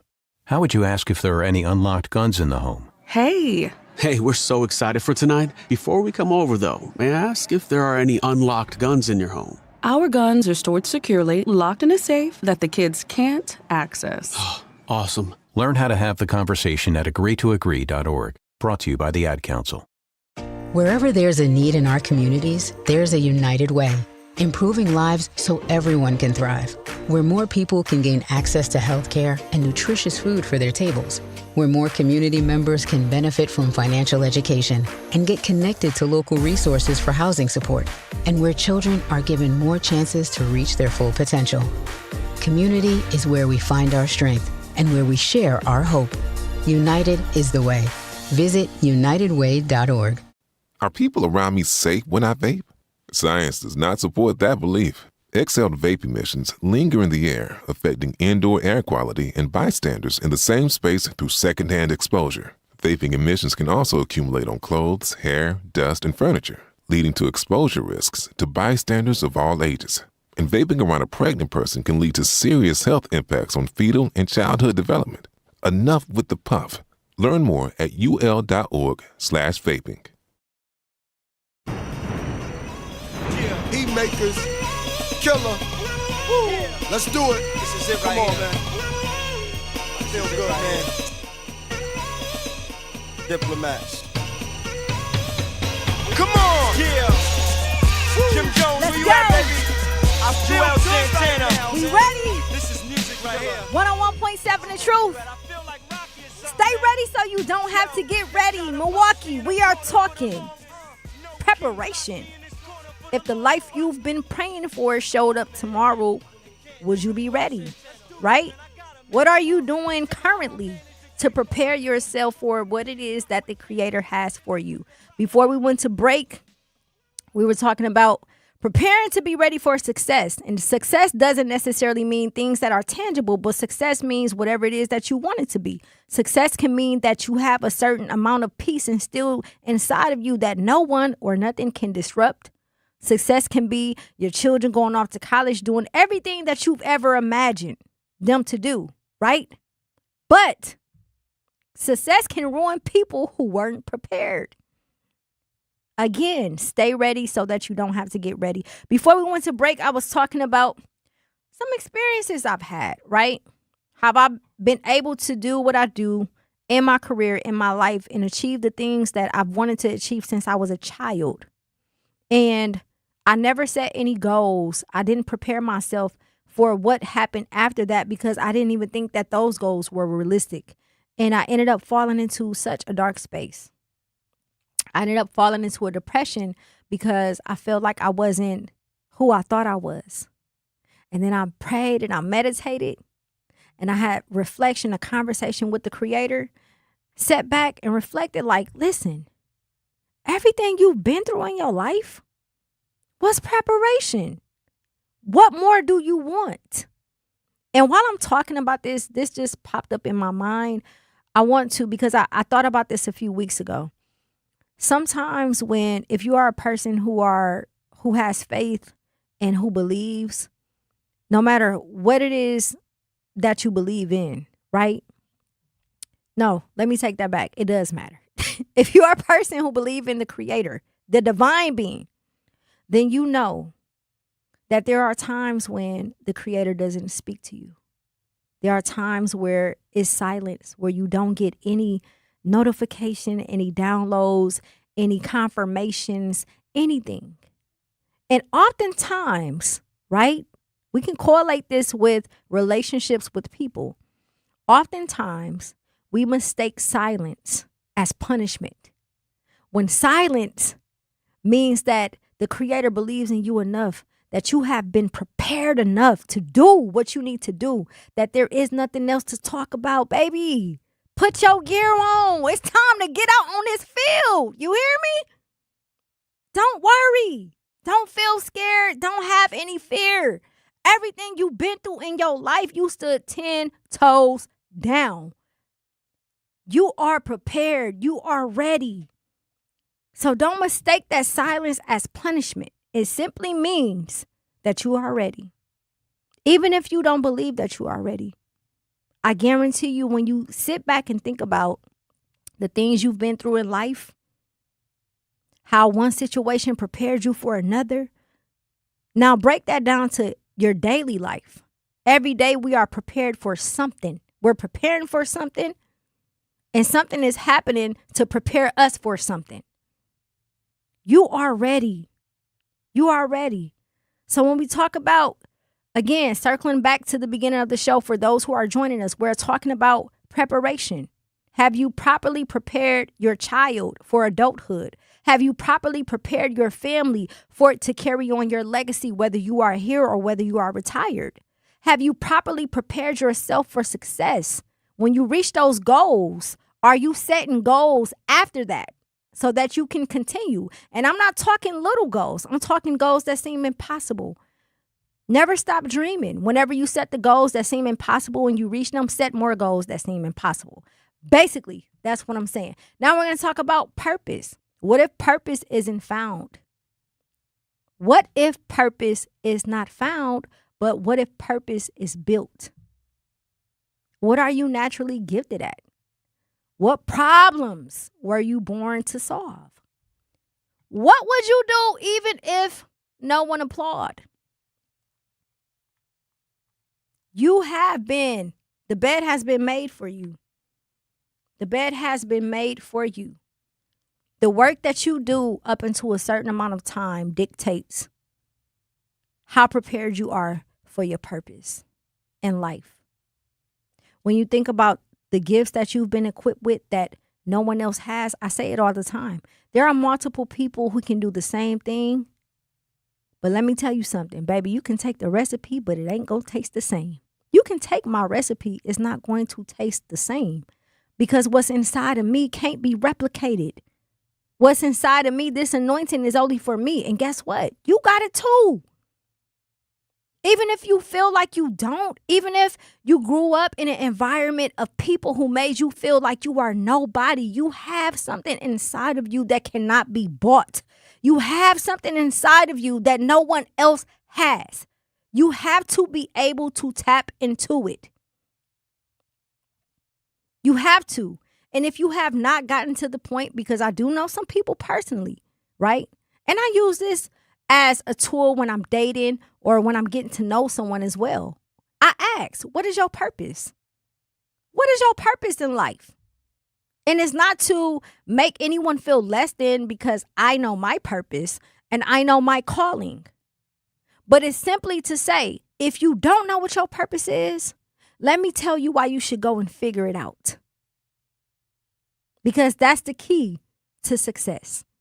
That's the key to your legacy.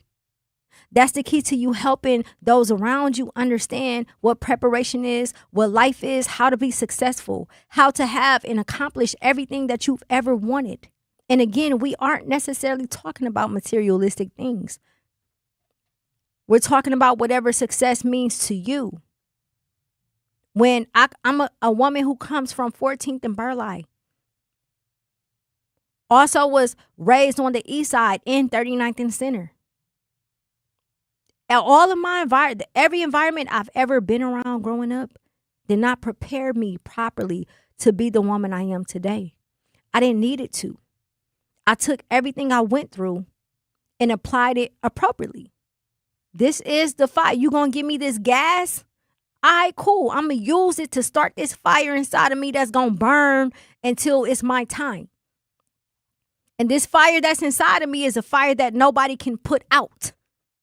because I know what I come from. I know what I didn't have, and I'm not going to let nobody take what I worked so hard for because you don't understand it. I know my purpose. So if you don't understand what your purpose is, it's okay. Don't allow anyone to make you feel less than because you haven't figured it out. Now, some accountability will be, depending on how old you is. If you aren't working towards it, you need to. But I do understand that life circumstances happen. Things happen in our lives. We're piled up with so many systematic things, social media, work, families, just the stress of the world, the stress of living and surviving is causing us to feel like, what is the point of walking in purpose or having a purpose? But I'm here to tell you, if you are someone who has not figured out what your purpose is, there's no greater gift than to sit in solitude, meditate and pray so you can understand how to utilize your capabilities to the maximum. The maximum. You have to. We are superheroes. I promise you we are. We are superheroes in our own right. We have capabilities that other people don't have. And when you walk in purpose, what happens? You end up aligning with another person who is walking in their purpose. Oh my gosh. Let me tell you, let me just be a witness to how beautiful that is. When things get to aligning for you, and aligning means not, hey, everything is happening at once. I know it's meant for me. No, because the evil, dark entity, it sends deceit your way to where you can't determine what's real or what's fake. But if you are in purpose and things are aligning for you, and you run into people who are walking in their purpose and it's aligning for them as well, man, you have done everything that you were supposed to do. You're not going to second guess it. You're not going to understand it, but it's going to feel light as a feather. Things are going to play out for you the way that they should have, right? Things that you could never imagine is going to happen for you because you are walking in purpose. I knew since I was a child that I had a gift. I didn't understand it. You can ask my mama. Y'all think I'm lying. I remember since I was 3 years old. My memory goes back all the way to me at 3, literally. I got on that stage at Hartford Elementary School and I recited a poem and made the front page of the Milwaukee Courier newspaper. I knew I had a voice. And then my cousin, Big Jazz, shout out to Big Jazz, introduced me to music, to hip hop. And my mom would buy me boombox and CD players and tape players every Christmas. And I started rapping. I knew I had a voice. I thought that was my purpose until I got older. So every 5 years I aged, it's like I'm supposed to do this. Purpose isn't defined by one thing. Purpose isn't defined just by the gift that you have. The gift that you have holds multiple things under that one umbrella. And you have to be willing to find a way to tap into that. We have a caller on the line. Security Mike, are you there? Hello? Thank you so much for tapping in with us. How are you? How you doing, Jazz? I am good. Well, you're a miracle for what you saying about having a gun pointed on you, having kids at a young age, and you overcame. My purpose has always been stay cool, stay calm, stay alert, stay alive.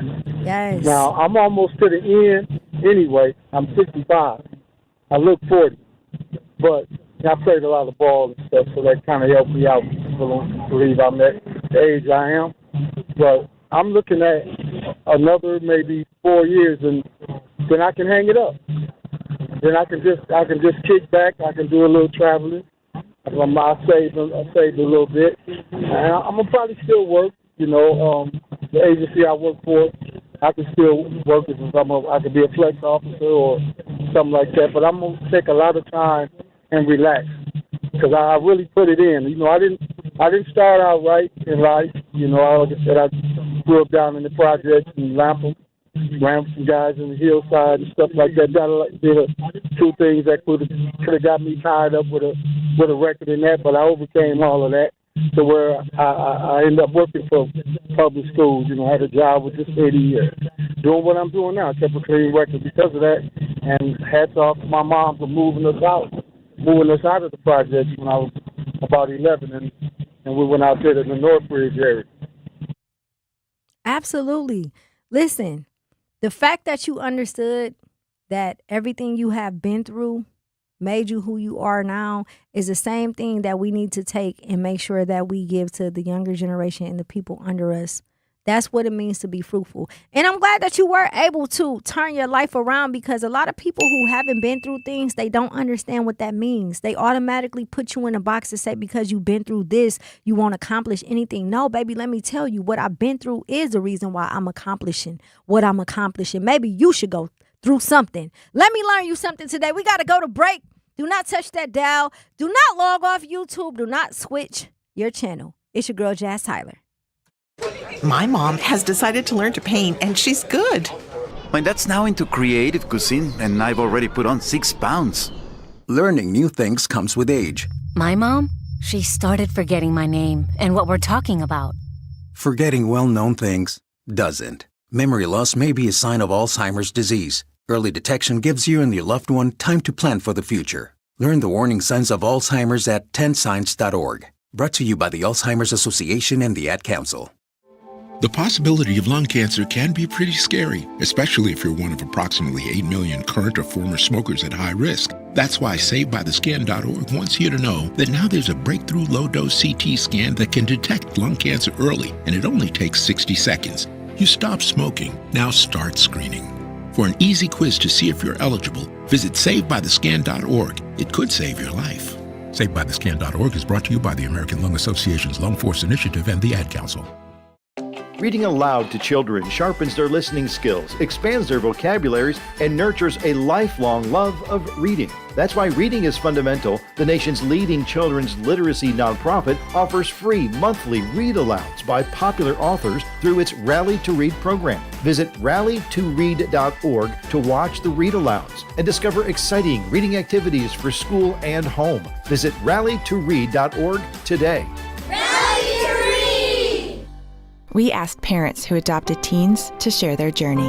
When I met both of them, it was like my missing pieces were found. Like it was just like an instant, these are my kids. If you're considering adopting a teen, just do it. Kids need families. I don't care the age, everybody deserves a family. Learn about adopting a teen from foster care. Visit adoptuskids.org to learn more. A message brought to you by Adopt US Kids, the U.S. Department of Health and Human Services, and the Ad Council. Not completing high school is more of a social thing than it was an academic thing. Even though all these years have passed, I still had that longing to have my diploma.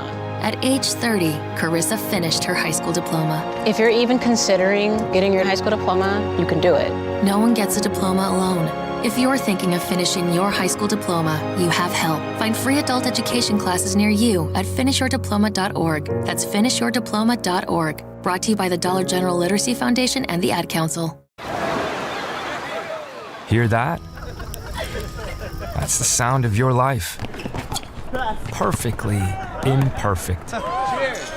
Beating in rhythm to the world you've created. But every time you drive after drinking, the music gets drowned out. Your life sounds pretty great. Don't let a buzz ruin it. Buzz driving is drunk driving. Don't drive buzzed. A message from NHTSA and the Ad Council. We ready. We ready.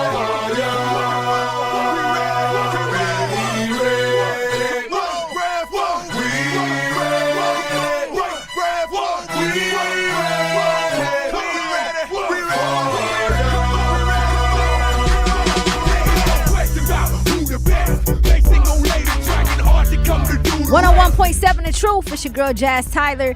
Milwaukee at UWM students don't have to wait until college to start building their future. Roar Ready lets students in K through 12th grade join in hands-on programs across campus from science and tech to art, sports, and more. Students try new things, meet new people, and build skills that matters. Get started today at uwm.edu/Roar Ready. Truth Nation, what's the word? Happy Hump Day. Shout out to the chat. Shout out to my sister Trina. Hello, my love. That is my favorite person in the whole wide world. And I know you guys probably hear me talk about her all the time. Thank you so much for joining us. Thank you to all of the listeners as well. For those who are joining us, we're talking about preparation. Just to bring it back full circle, when we started the hour, we were talking about preparation as it pertains to your household. Are you currently preparing your children for real life scenarios? Me, I'm struggling. I didn't realize that I coddled my children so much because I didn't want them to have the life that I lived. So much to the point where they're finding it difficult to stand on their own to a certain extent, which is self-accountability for me. So I have to do a better job at making sure that I prepare them for the real world, because mama may not always be there. And that may be the same for you as well. We also talked about legacy. Are you preparing your family for legacy when you have these family gatherings? Sit down and have these conversations with your aunties, your uncles, your cousins. It's so many of y'all, to the point where you can come up with something to make sure that the legacy has been carried on. We've also talked about purpose and success. In order to be successful, you have to properly prepare. Proper preparation prevents poor performance. Hello. I can't remember what book that's from, but it's something that I live by. And success does not have to be defined in a sense of materialistic things or anything that's tangible. Success can be something as simple as having peace that no one can disrupt. Success can be something as simple as you being able to put your children through college or trade school. Whatever success looks like for you, define that, but make sure that you are prepared. And lastly, purpose. Have you prepared yourself to fully walk in purpose? If you don't know who you are, find out who you are, right? I'm in a space where I know through everything I've been through in my life, I am amazing. I am such a dope person because I could have given up a long time ago. The things that I have experienced, the way I love people and the way that my people love me back or love me incorrectly, the challenges, the trials, the tribulations, the cancer, everything that was sent to break me, everything that was sent to put me in a state of where I could have had mental issues. I could have given up on life. I could have just called it quits. I never did. I always stand 10 toes. Why? Because God instilled in me at a young age that I know what my purpose is. You don't have to know it. You don't have to like it, but you're going to respect it. And if you don't believe me, let me show you something. Let me learn you something, because God always show up for me, baby. Make sure that you are walking in purpose. When you walk in purpose, you will be successful in whatever it is that you want to do, because it's alignment. It's all about alignment, timing, and alignment. You have to be prepared. Next, let's get into faith. We're going to talk about it today, y'all. We got to. Because some of y'all, I don't know who needs to hear this today, but some of y'all been feeling away. You all have been feeling like defeated. You've been feeling like you don't know what your purpose is. You've been feeling like you're not successful. You've been feeling like you're doing as much as you can, but it's not enough. You have to make sure that you are having faith. Are you prepared to keep your faith when God blesses you with whatever it is that you're going to have? That's the ultimate test right there. Y'all know how it is, right? We be all ugly, snot crying. Oh my God, why you doing this to me? Don't sign me up for the strongest list next year. I'm not your strongest soldier. Please do not add me to that list. I'm tired. Leave me alone, right? Ugly crying. God, I can't take it no more. I'm tired. You done put too much on me that I can bear. Where is your faith? Where is your faith? Prepare to have faith at a new level because you're going to need it, right? You're going to need it because whatever it is that you're about to be blessed with is going to require you to stay in alignment. And you can't stay in alignment if you don't have faith. We're not talking from a religious stance. We're talking from a spiritual stance. We ask God to move mountains. We ask the Creator to help us climb them. Are we waiting on him or is he waiting on us? That is the question. God, I'm ready. I'm ready. Oh my gosh, I'm so ready for what it is that you have for me. Are you? Are you? Are you really ready? What your faith look like? What your faith look like so much to the point that when things are sent to destroy you so that you are not prepared as much as you want to be, that's the trick of the enemy. To make you think that you aren't prepared. The trials and tribulations and the attacks are preparation. Hello, where is your faith? Believe in yourself enough to know that no matter what comes your way, it's a wrap. I may be snot crying. I may be praying. God, listen, I'm tired. Because God be wearing me out. Y'all be running around here talking about, I'm God's child. So am I. And guess what? It ain't easy. It's not easy. You have to prepare for not just physical war, but the spiritual war. Do you understand what that looks like?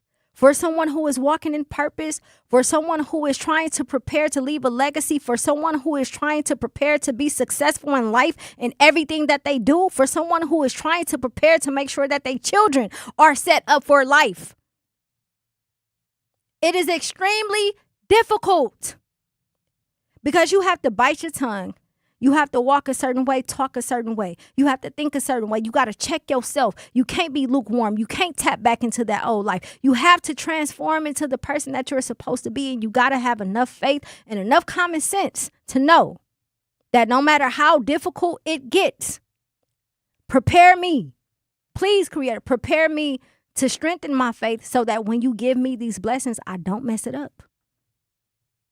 Do you ever pray when you pray for whatever it is that you want? Do you ever pray that you handle it right? God, yes, I want this. I want this new car. Do you got new car money? Maybe you should pray for the money first and then pray for the car. Maybe you should pray that you have the means to keep the maintenance up on it. You understand? Whatever it is that you have going on, make sure you are prepared to handle it. Have you mistaken comfort for peace? Does your faith require movement? Absolutely, to both of them. Sometimes we get so set in our ways to the point where we believe that what we're feeling is peace when in all actuality we are content. I'm guilty of it. I've been lying to myself. I've been back in Milwaukee for 7 months and I'm like, oh, I'm at peace. No, you are content. I am content. I'm content because I'm at the crib. I'm content because if I don't feel like cooking, I'm going to call my mama and ask her if she cooked. I'm content and I'm comfortable. Absolutely. I called myself out, but I'm real enough to call myself out. I am content. I'm also at peace, but I am content. But I say all of that to say, make sure that you know the difference between comfort and peace. Make sure you understand when you are comfortable versus when you are at peace. Because being content and being comfortable means that you are settling. That means you are accepting whatever it is that's going on in your life. And that's not peace. Peace is being okay with whatever is happening in your life, even if you have no control. Comfort is, it's okay. I'm going to give up. I throw the towel in. Peace is, hey, I'm happy whichever way this works, right? Whichever way this works out. If you at a job you don't like, hey, I gave it my all, I'm happy. If you're in a relationship, hey, I tried, maybe we can be friends. Whatever it is, that's peace. Don't ever settle for comfort or being content. Shout out to the chat. K Mellon says, Jazz on the motivation game hard today. Tell me you teach without telling me. I feel like I need a Jazz in my ear all the time, being my hype woman. Thank you so much. I appreciate that. Listen, this is me every day. And today is just one of those days, right? Shout out to my producer, Mech, because I have conversations with him. I'm a person who don't like to be vulnerable, but I'm becoming more vulnerable, and I've been expressing some things. And today he said, ready or not. Oh, come on, man. Ready or not? Listen, stay ready so you don't have to get ready. We want to hear from you. 833-212-1017. We are talking about preparation. If the life you've been praying for showed up tomorrow, would you be ready? Do not touch that dial. It's your girl, Jazz Tyler. We got to go to break to pay some bills. 101.7 The Truth. Milwaukee business owners, this is your moment. Every Friday at 8 a.m., call in to 101.7 The Truth for What the Business Is. Tell us what your business is, where you're located, and one thing you've learned along the way. What the Business is powered by We Energies, delivering the energy that powers local business. Fridays at 8 a.m. on 101.7 The Truth. Fridays at 8 a.m. on 101.7 The Truth. Life's better with American Family Insurance because we know you love working weekends. If it means working on your dream home, both inside and out. And we're here to help protect those dreams so you can enjoy peace of mind. Save up to 40% when you bundle home and auto. American Family Insurance. Get a quote and find an agent at amfam.com. Products, pricing, and availability vary based on the way you purchase insurance and by state. Some exclusions apply. American Family Mutual Insurance Company, SI, and its operating companies, 6000 American Parkway, Madison, Wisconsin. Doctors Without Borders is delivering life-saving medical care where it's needed most in communities around the world. From bandaging war-wounded patients in Sudan to providing clean drinking water in Haiti, we're in more than 70 countries worldwide, bringing patients from sick to recovering, from emergency to aid, from crisis to care. This life-saving care is made possible by a global movement of supporters like you. Thank you.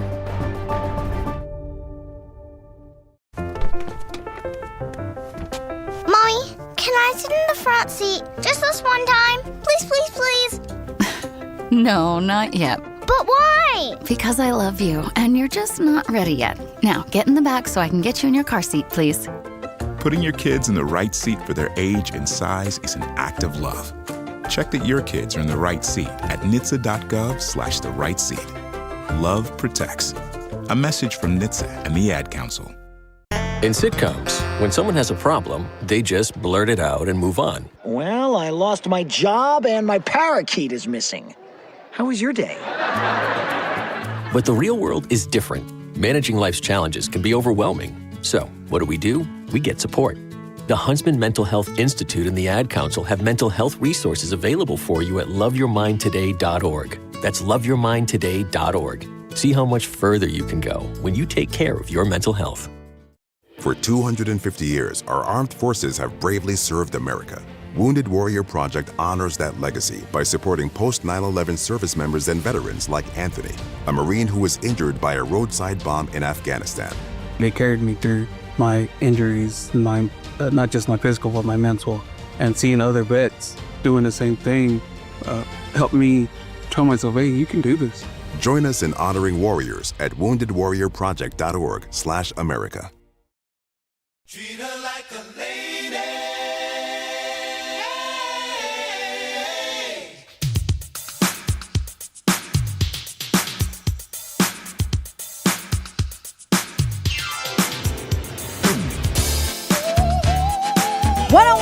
The Truth. It's your girl, Jazz Tyler. We are live and direct. Milwaukee, happy hump day. Thank you so much for joining us today. We are talking about preparation. And I have a question that I want to pose to you all, Truth Nation. We want to hear from you, 833-212-1017. That's 833-212-1017. If the life you've been praying for showed up today, would you be ready? Would you be ready? Are you the type that stay ready so you don't got to get ready? Listen, a lot of times it is difficult for us to be prepared because we are constantly in survivor mode. And it's difficult to live and not survive when you are living in communities and environments that forces you to be oppressed, right?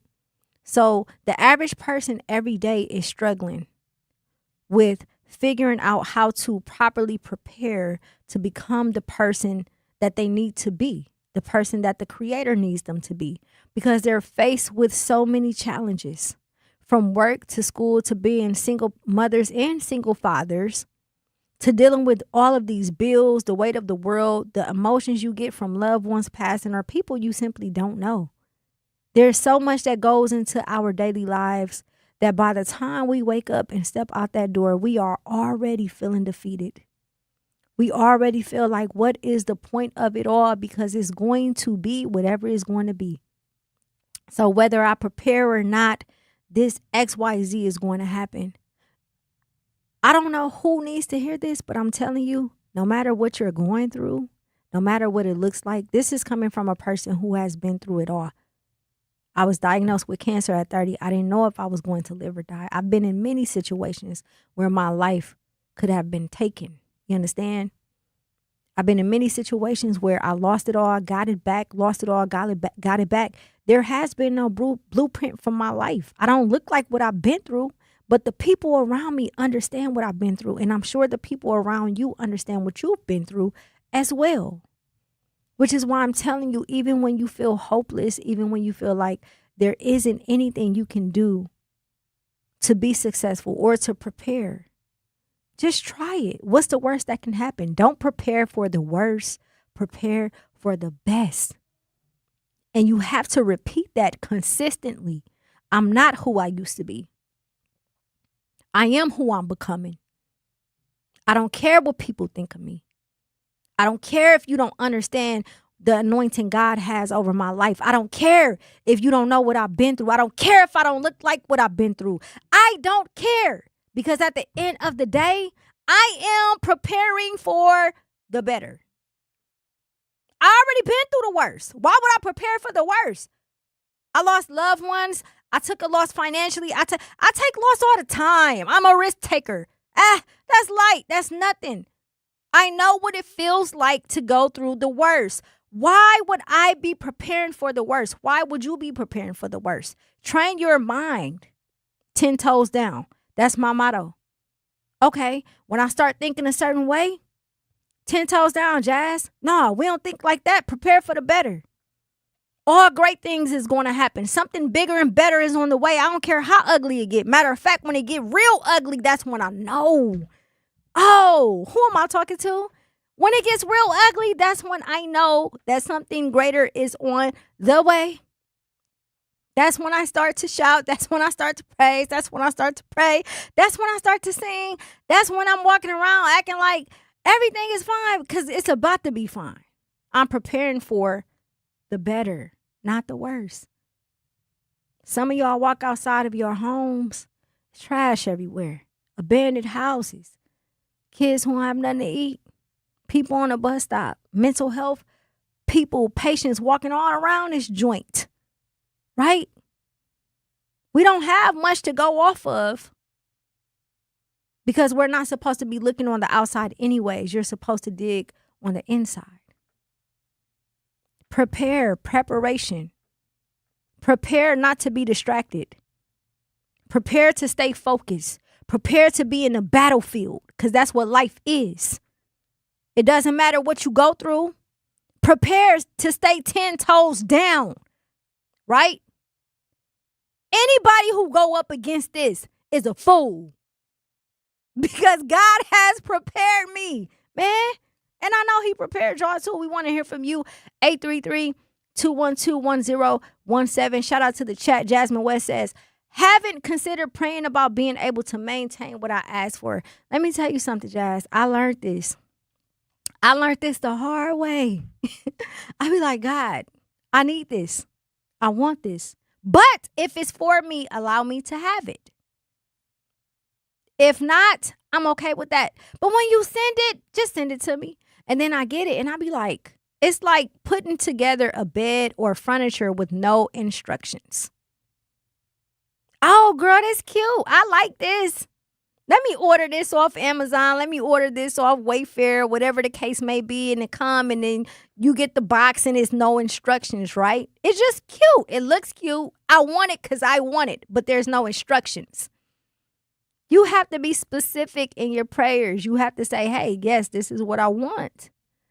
But please bless me with the knowledge and the wisdom and the emotional stability and understanding and the grace to take care of whatever it is that I'm asking for.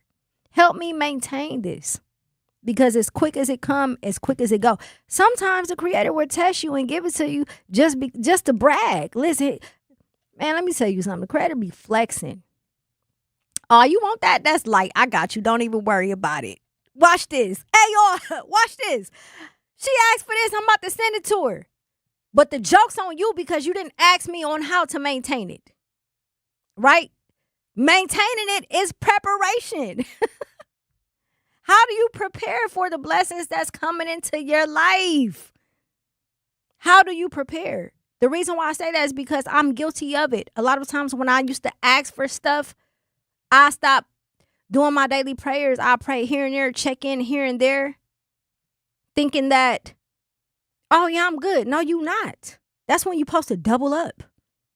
I didn't properly prepare. I didn't understand. So again, we want to hear from you.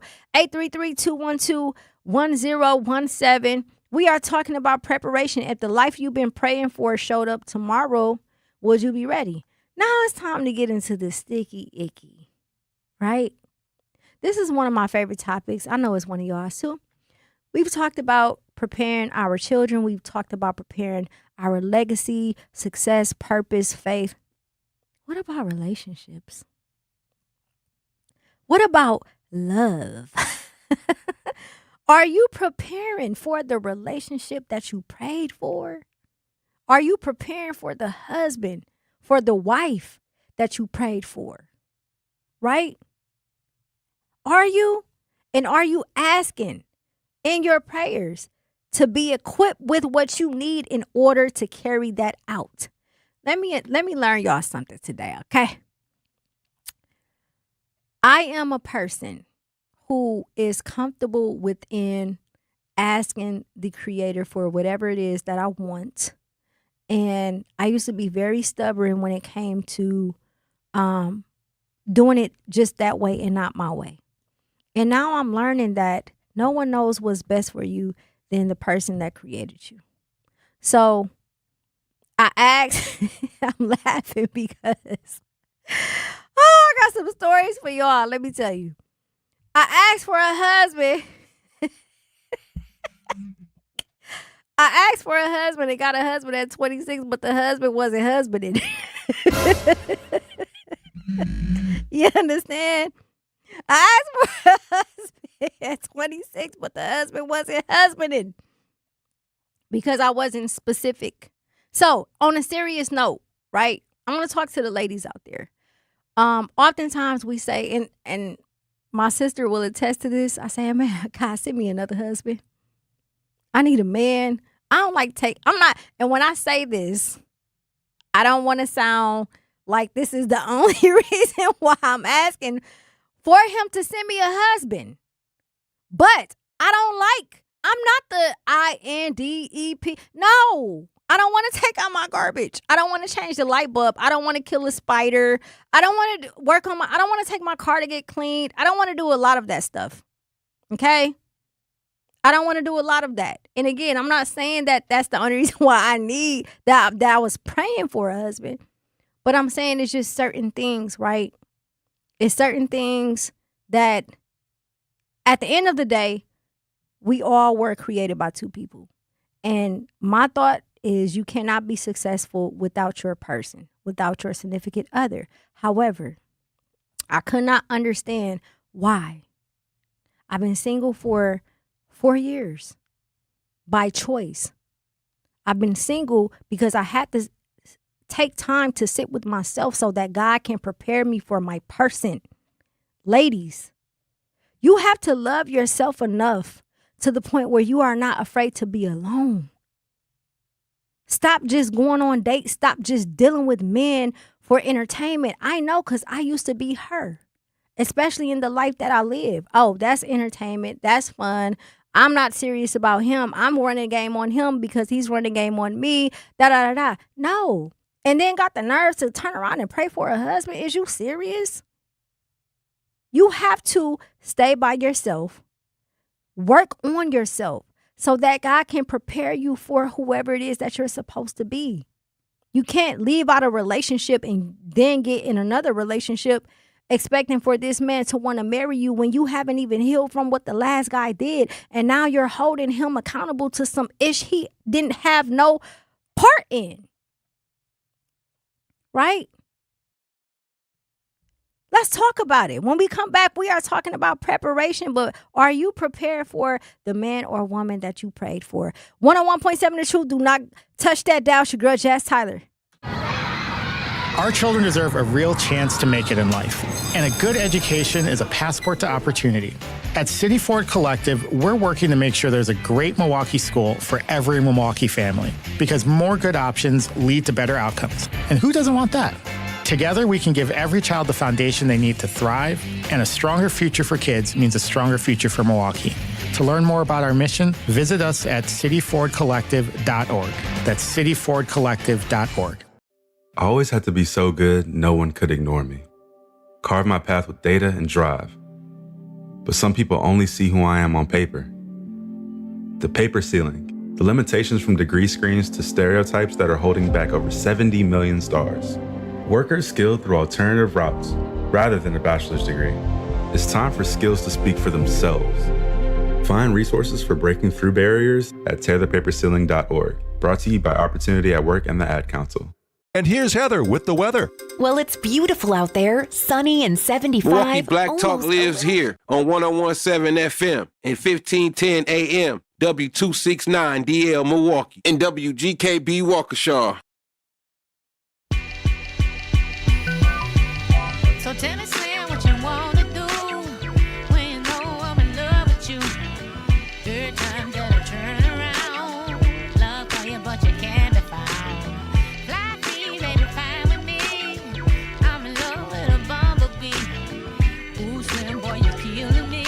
But you so sweet to me. 101.7 The Truth. It's your girl, Jazz Tyler. We are live and direct. Thank you so much for tapping in with us today. Looking to discover and support local businesses in our community? Then make sure you tune in every Friday at 8 a.m. to Truth in the Morning with Homer Blow and Bailey Coleman for What the Business Is, powered by We Energies. Each week, you'll hear from local business owners as they share what their business is, where they are located, and one valuable lesson they've learned along the way. We Energies is proud to help power local businesses in the communities they serve. Don't miss What the Business Is every Friday at 8 a.m. only on Truth in the Morning with Homer Blow and Bailey Coleman, powered by We Energies, delivering the energy that powers local businesses. Truth Nation, happy hump day, baby. We made it through the week. We made it through this heat. Now go ahead and get y'all something to eat. It's about that time. Shout out to those who are checking in while they are at home fixing dinner for their family. Shout out to those who are on the ride from work as well. Make sure you like and subscribe to our YouTube channel and follow us on Instagram at TapMKE. Now, before we went to break, we were talking about preparation. For those who are joining us, throughout the past 2 hours, we've been talking about preparing your children for reality, for real life, preparing your family for legacy, preparing for yourself for success. Whenever you reach those goals, make sure that you have extended goals outside of that so that you can reach those goals as well. Preparing your faith for whatever blessing it is that God is going to send you, right? Now, let's get into preparing for love, right? This is one of my favorite topics because the older I become, the more I become the woman that I've always wanted to be, the more I start to hold myself accountable. And one of the things that I notice, and I want to speak to the ladies for a second here, because a lot of times we are afraid to be alone, right?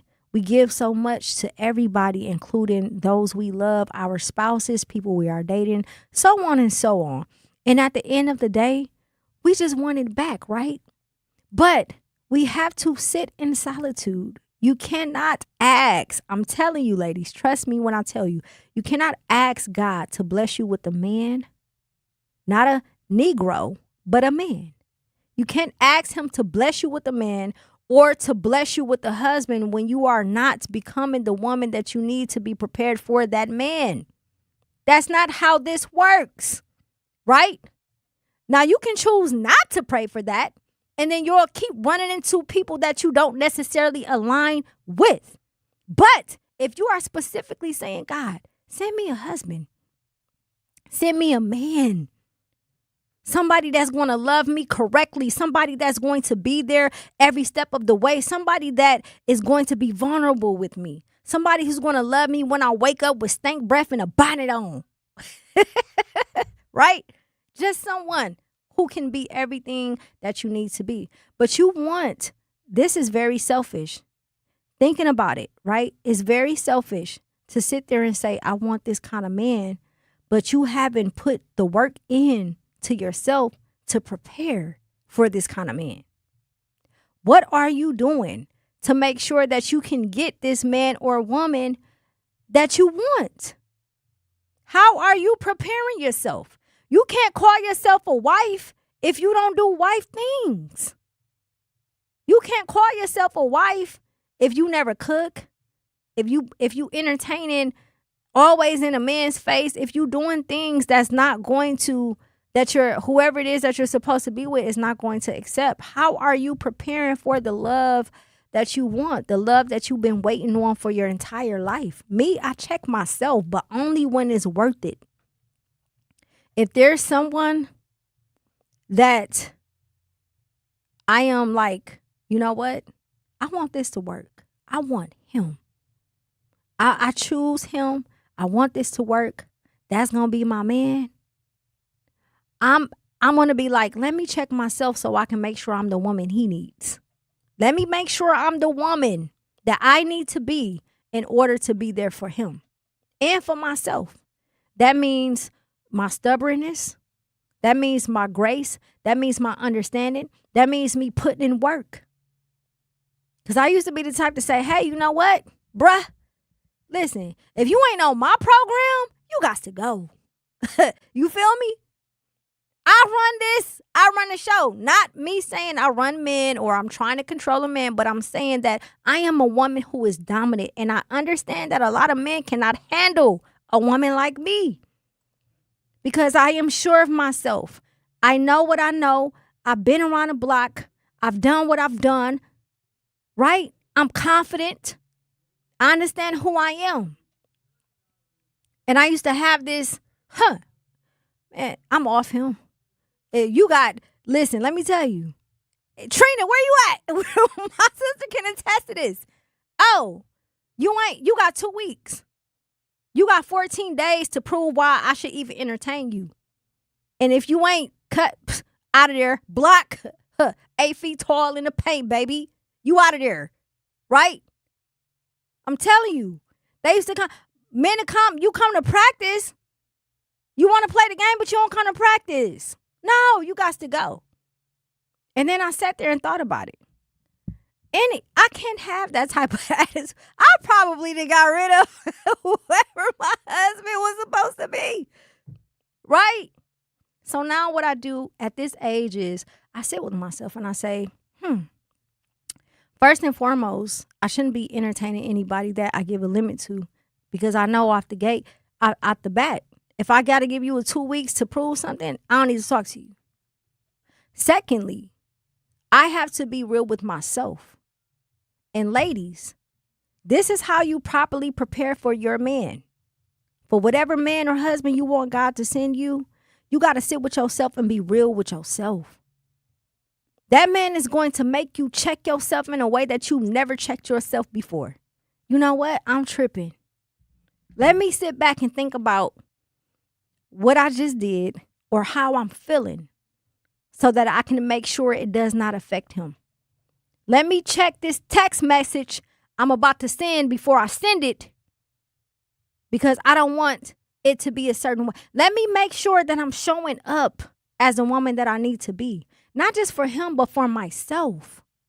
What type of woman do you want to be? Are you preparing yourself? Right?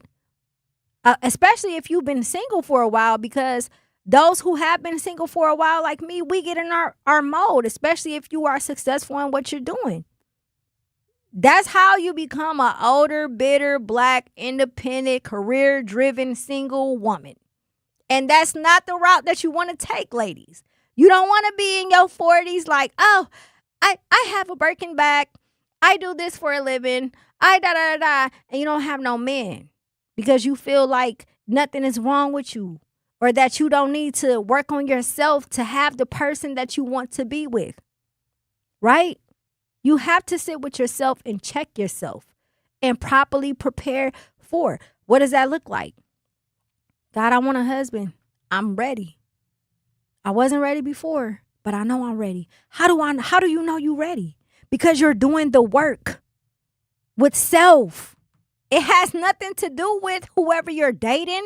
It has nothing to do with the man that you want to be with. You are doing the work for yourself. That person, that situation is making you become a better woman. Let me make sure that my communication game is top tier, so you don't ever have to question. Let me make sure I check my tone, right? Because you can't whoop no man, so watch how you talk to a man.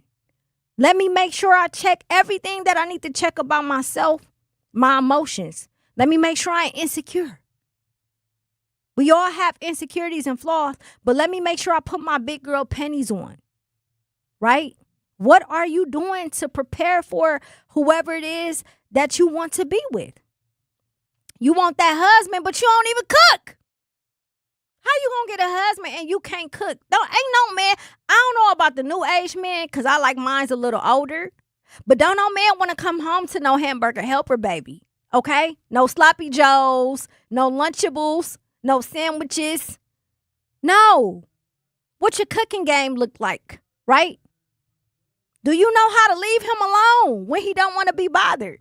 Help me. Help somebody. Somebody help me. Because I used to be that I have to check myself. All right, you know what? Sometimes I don't feel like being bothered. Sometimes I don't feel like doing nothing. I don't want to talk. Why? Because I'm my own individual self. Do you know how not to talk back? I'm going to get some backlash for this one right here, because they're going to, what did that mean, not to talk back? Do you know how to keep your composure and how to actually deal with a man? Right? I say that because it's a lot of BA Negroes out here. And women get so accustomed to talking to these BA Negroes to the point where when a man come, they think that they can have dialogue with him the same way. No, baby, you can't, because that's a man. Watch how you talk to him. Watch your tone. Watch your combativeness. Watch how you argue with him, because that is a whole man. Are you pillow talking to your friends about your relationship? Are you telling them stuff that he confided in? Are you throwing stuff in his face? Right? Whenever y'all get into it, are you bringing up something that's personal, that may hurt his feelings? These are all the things that you have to think about when it comes to preparing yourself for the man that you want. And then you will know. You will know not based off of their actions. You will know based off of your actions. Am I now the woman I'm becoming? Am I now that woman that is prepared for whoever my husband is supposed to be? Have I put in the work, the self-work, the self-love? Have I checked my insecurities? Have I gotten my ducks in order? Have I done everything I needed to so that when this man arrives, I am ready? 833-212-1017. We want to hear from you. How are you preparing? Are you prepared? If the life you've been praying for showed up tomorrow, would you be ready? It's your girl, Jazz Tyler. We got to go to break. Do not touch that dial. When a warrior faces adversity, he fights through it. He finds a way. Freedom isn't free. Rolling strong, Belief. Believe you can, and you will. Wheelchairs for Warriors provides mobility solutions to veterans and first responders injured in the line of duty. Join the mission and visit wheelchairsforwarriors.org. Here's the deal. We gotta set ourselves up. See, retirement is the long game. We gotta make moves and make them early. Set up goals. Don't worry about a setback. Just save up and stack up to reach them. Let's put ourselves in the right position. Pre-game to greater things. Start building your retirement plan at thisispretirement.org. Brought to you by AARP and the Ad Council. For 75 years, the Muscular Dystrophy Association's voices have thundered through the halls of Congress. For 75 years, we've willed the impossible into existence. For 75 years, the MDA community has pushed the science, shifted the narrative, and established the field of neuromuscular medicine. And until that day when this is all a thing of the past, you couldn't stop us if you tried. Join us and celebrate 75 years of breakthroughs at MDA75.org. You can't buy a best friend. You can love them, walk them, pet them, and care for them, whether they want you to or not. You can take a picture or 50. You can fly to the moon, travel the world, or just stay in bed. You can't buy a best friend like that, but you can adopt one. There are millions of pets waiting for a best friend just like you. Help us save them all at bestfriends.org. Talking about guns with others might not always feel comfortable, but it could save a life. Here's a way to start a conversation. Your family is going over to your neighbor's home for dinner for the first time. How would you ask if there are any unlocked guns in the home? Hey, we're so excited for tonight. Before we come over, though, may I ask if there are any unlocked guns in your home? Our guns are stored securely, locked in a safe that the kids can't access. Awesome. Learn how to have the conversation at agreetoagree.org. Brought to you by the Ad Council. Wherever there's a need in our communities, there's a United Way. Improving lives so everyone can thrive. Where more people can gain access to healthcare and nutritious food for their tables. Where more community members can benefit from financial education and get connected to local resources for housing support. And where children are given more chances to reach their full potential. Community is where we find our strength and where we share our hope. United is the way. Visit unitedway.org.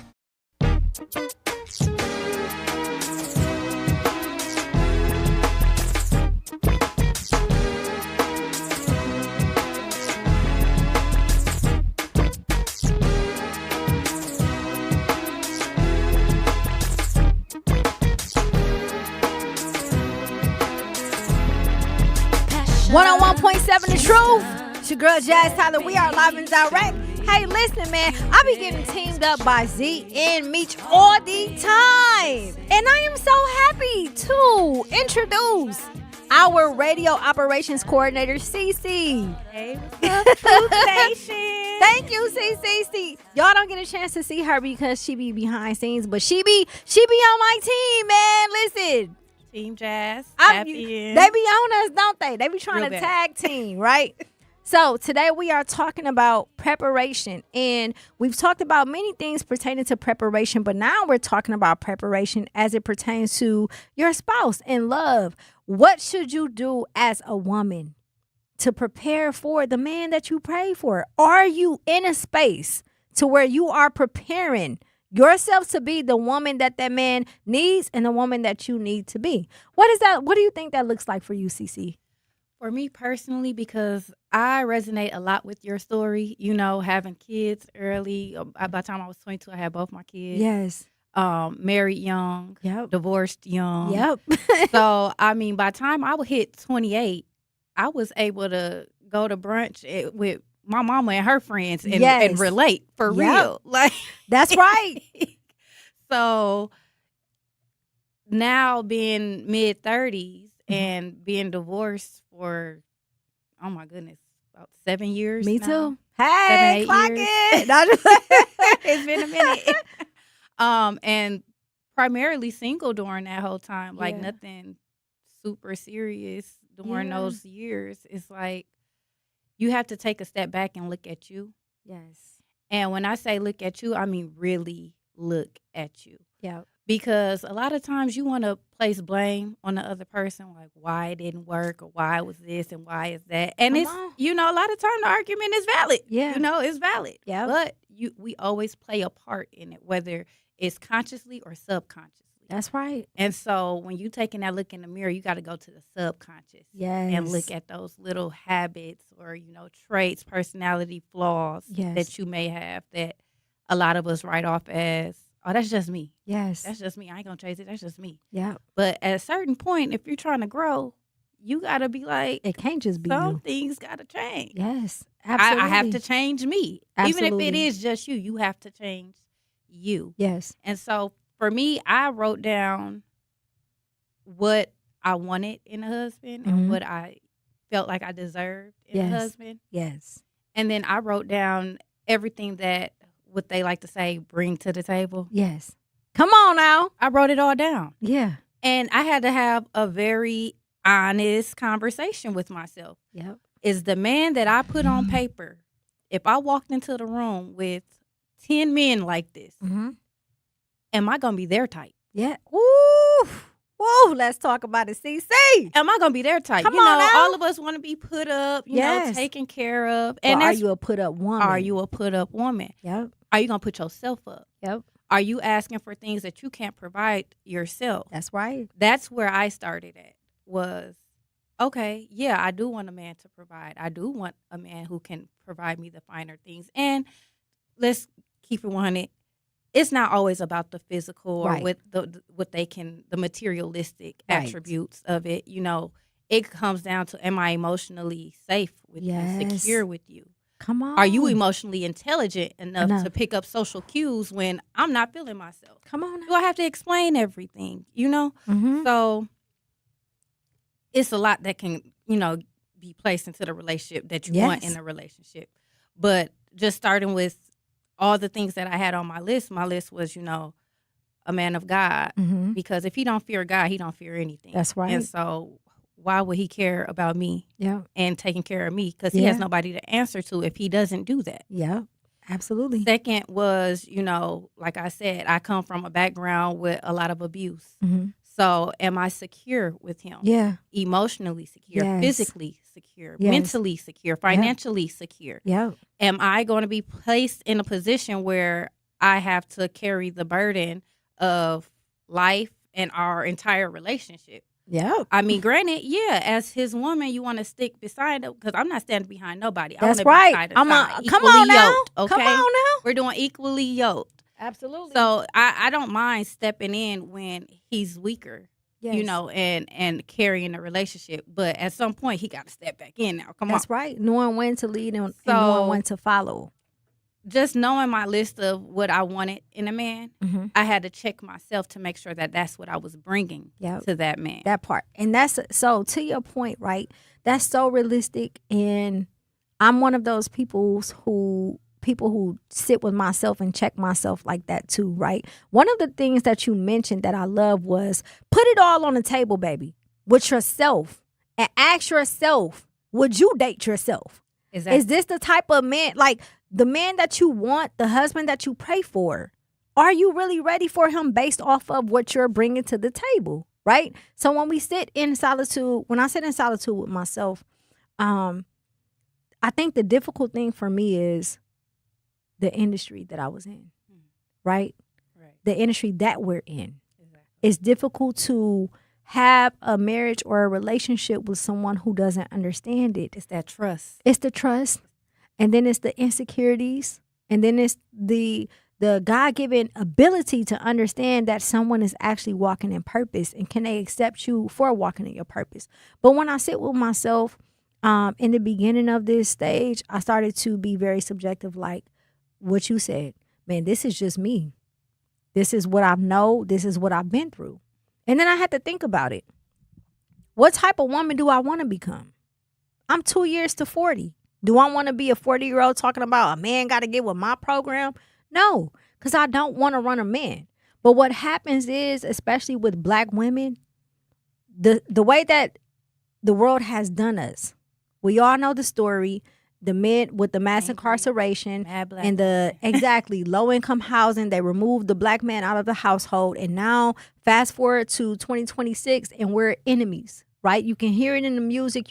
It's what can you do for me? Well, now the men are so sassy. What can you do for me? Okay. Right? They want to be taken out. They want to be They want taken us to out open up their door. Exactly. Like it's so much to it. But then I sat there and I thought about it. Like everyone is broken. So everyone is broken. We all are broken. So the best thing you can do is not form a trauma bond. Stop trying to form a trauma bond with men to make them become what it is that you want them to be. Stop trying to find a connection. Work on yourself first. I know. Okay, so let me put a list of who I am and what I do. And then I put a list of the type of man that I want and I compare. Does it work? But let me make sure I'm checking my insecurities.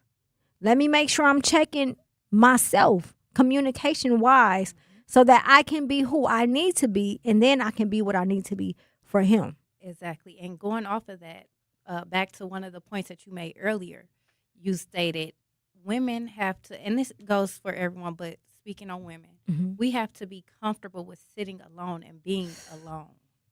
And people need to understand that being alone doesn't mean you have to be lonely. Yes. Those are two different things. Yeah. All because you don't have a man at home doesn't mean you can't have a social group. Yep. Doesn't mean you can't have a life. You can't have hobbies. That's right. You know, it just means you ain't got a man at home. That's now, right. You know, and that doesn't mean try to find, people to filler. replace a filler, filler in. Oh, as I call it, entertainment.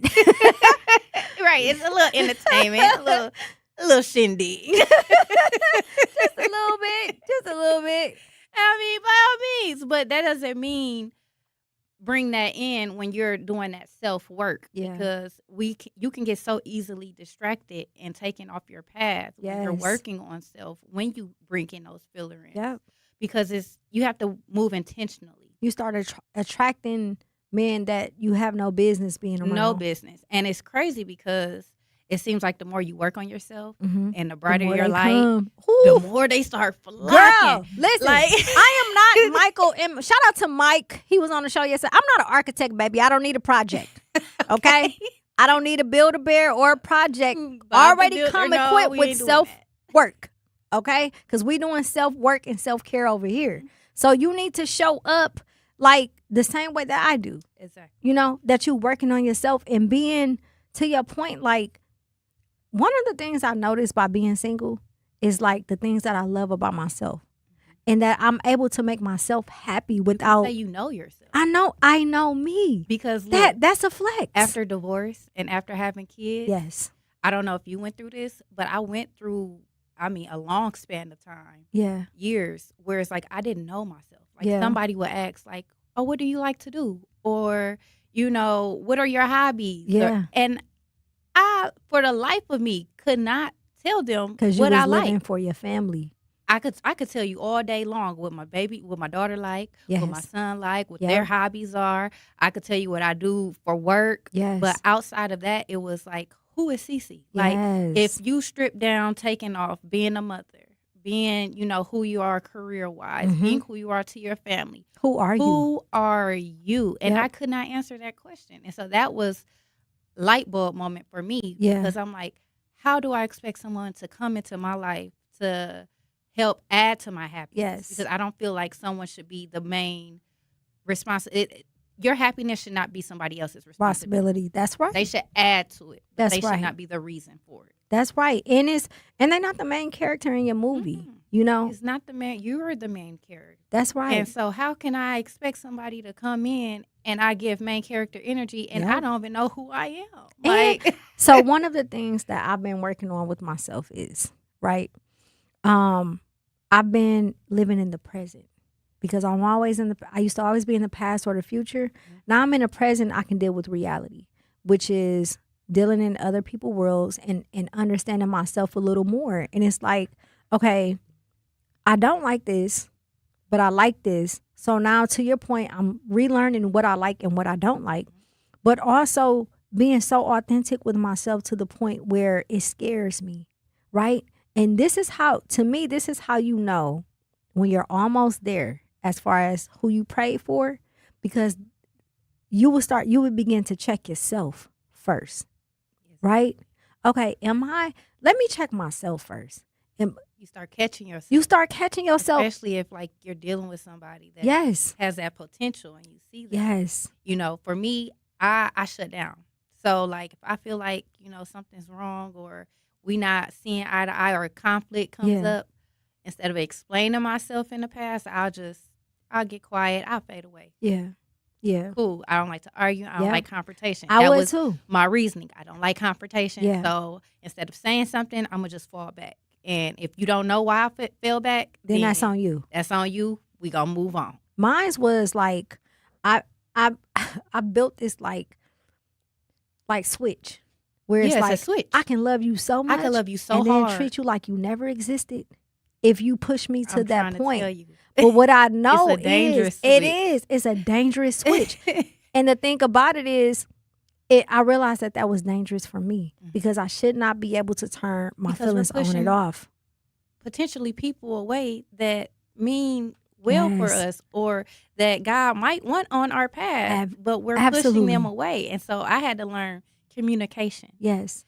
Even if I had to take a step back at that moment and say, I need time to process this. Yep. I need time to gather my thoughts before I can communicate with you what the issue is and then come back to it, then cool. So that's what I've learned to do over time. Absolutely. Take a step back and then, let it be what it's going to be.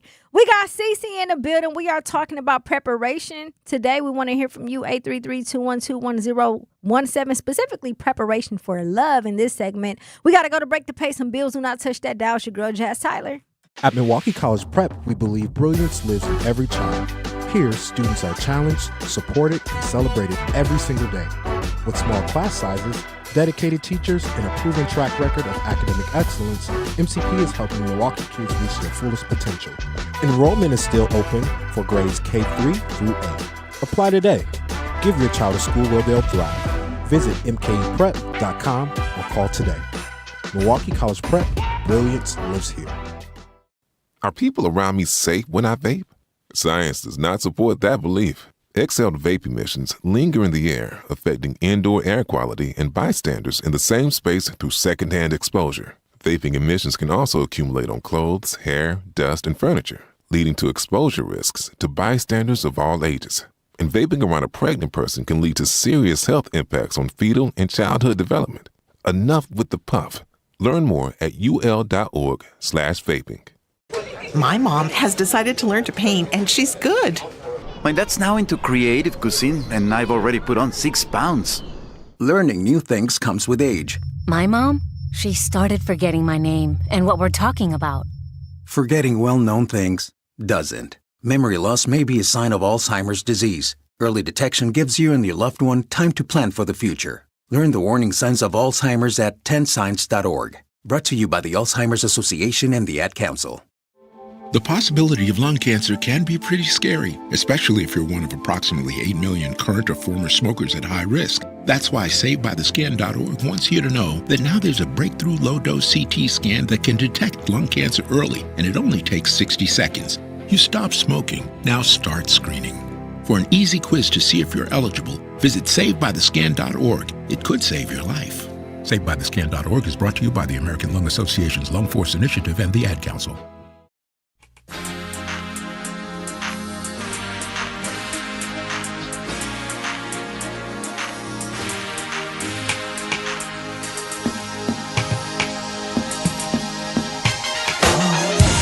Girl, words can 101.7 The Truth. It's your girl, Jazz Tyler. We are live and direct. Listen, I like it when a man listens. I like it when I'm working on myself. Look, they hating already, CC. Look, they hating, man. We hating got in the background. We got CC in the building, our radio operations coordinator. You guys don't get a chance to see her. She's behind the scenes. But this my ally, man. Listen, I be in here getting jumped. Y'all see what Z just did? He just cut the record back all the way in the back. Man, come on, man. Z and Meech be on one. Today we are talking about preparation. Specifically this hour, we are talking about women, ladies. How are you preparing to become the woman for the husband that you pray for for the man that you prayed for. Before we went to break, we were just acknowledging some things. And one of them that I just want to reiterate for a lot of women out there who may feel like they can't be alone is that it's okay. You can. Take time to sit with yourself. I've been single for 5 years. 5 years now. And no, 4 years. I'm sorry. I've been single for 4 years. During these 4 years, I've gotten a chance to do exactly what you said. Because I married young, I didn't know who I was. And I was in my 20s, which made it even worse. Everything was about my ex-husband, about my children, about my family, about what it is, the community. I'm always constantly giving myself to someone else. And then I wanted the love at the same time. But what happens is when you don't know who you are, your subconscious, your spirit is conflicted, and then you begin to attract people, what we call them projects, right? You attract people who want a trauma bond, people who wants to take all of your energy and dump themselves on you. And I took time to myself and I said, you know what? I'm going to be single, right? Single to not just to do what I want to do, but because I want to relearn the woman that I'm becoming.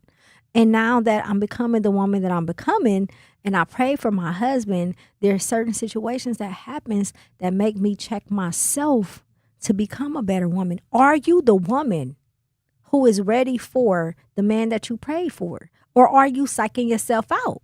And the reality is a lot of the social media and a lot of the reality TV have women thinking false reality. Have us thinking, not us, but just women in general, thinking that, listen, you called a shot. Man, hold on. Let me tell you something. If you don't come correct, you going to get them Negroes that you don't want every time, right? Preparing myself for the husband I want looks like me sitting in solitude, looks like me being single for 4 years, looks like me working on myself so much to the point that when that man shows up and that man arrives, I'm going to be everything he's ever needed. But most importantly, I'm going to be everything I've ever needed, right? And it's difficult because, especially when you've been married before, because to your point earlier, you have to go back and sit and think about it. Like I always say, I don't know how to be your girlfriend because I was a wife at a young age. Literally. And that's a good point right there. Because when you're used to being a girlfriend, you know the girlfriend things to do. But when you're a wife, innately a wife, it's like your first focus with the guy is, oh, did you eat today? How you doing? Come on. Where you how's your mental health? How's your mental health? Yes. Just all those things. When was the last time you went to the doctor? Your dentist appointment. Yes. Like you're automatically hopping onto those things. Or your energy is off today. How can I help you? Yes. Girlfriend mode. Probably not so, not so much invested. Come on, let's go turn up. Let's do this. Let's do that. Let me help you escape your reality. No, boo, we're going to sit in it together. This week, being a wife-minded, you're like, okay, well, instead of going here and doing this, baby, how about we just stay at home and we kick it and we cook or something? Like, I know you'll take me out when it's looking better. Girlfriend is, I don't care what you got going on. I want to go here, and there, figure it out. Absolutely. So it's like dating and trying to be a girlfriend and fit that girlfriend mode. It's hard. It's very hard because I often have to tell myself, step back. Yeah. And that's not your role. And to that point, don't overplay your role. Don't overplay your role. That's the big and naturally and it's always we gonna do be it. Welcome. It is. A lot of men have not ran in or came across women who are already wise. That's right. So the energy that you bring in, they like, I ain't never had this before. I'm trying to keep this around. Yes. And so that's where I feel like love bombing can come in. Come on. Because they're doing things to keep that energy going, Come on. to keep you around. Yeah. And you only when it's beneficial. You'll get lost. Exactly. Because, yes, you're a benefit to him. Yes. But is he a benefit to you? And that goes back to staying single, right? Exactly. If I know, like, there is nothing nobody can tell me when it comes to my qualities and my skill sets because I lived it, right? So to bring it full circle, preparation. We were married before at a young age, which means that we were already prepared to be someone's wife. Now, later in the future, whatever have you, we were prepared to be a wife. And when you take on those responsibilities and those skill sets, there's a lot of women who like to pretend like, oh, it's a hot girl summer, I'm outside. But those are skill sets that you never lose. You don't know how not to be a wife. So in that, I had to go back and sit. I got married young, maybe not for the right reasons, just because I wanted my children to have a 2-parent household. But at the end of the day, it doesn't take away from my daily responsibilities as a wife, right? The things that I had to do, the way that I had to cater, the things that I had to build. These are skill sets that I've been equipped with in preparation for whoever it is that God chooses to bring my way. Now, what I have to do is go back and reflect on those skill sets, but also my part in who I used to be, so I can make sure that I'm not that again when this marriage comes around, right? Exactly. And then also to pull a point out of what you just said, we are mothers. Yes. And you have both sons. Or one son and two daughters. And yep. 2 daughters. And I have a son and a daughter. Yeah. So we have both genders there. So we are raising both a young man and young women. And kids know when something is off. Yep, they sure do. So when you're picking a spouse or you're with somebody, you have to keep in the back of your mind. It took way after my marriage and having kids for me to really realize this. And this is when I really started putting my life and my dating life in check. Mm-hmm. Because you have kids looking up to you and they don't know what love is. They know what you're showing them what love is. Yes. And so I had to do a lot of self-work because I'm like, where did I get this idea or definition that love is supposed to be like this? Mm-hmm. You know, for me, I come from a family where abuse is like normal love. Like, yeah. Oh, yeah, so-and-so got into it, you know, da-da-da-da. Like, DV is a big thing in my family. Yeah. And so I found myself in a relationship that was at the forefront. Yeah. And family will know about it. Everybody know about it. We into it on Thursday. We at family dinner on Sunday. Like, we just want to Same here. Like, Same here. And it got to a point where it was like, what example am I showing my children? Yeah. Do I want my daughter to grow up and accept this? Yep. Or do I want my son to grow up and put another young lady through what he see me and his father going through? And then also, it's like, how can I teach them the right way and not be a hypocrite if I don't put it in check?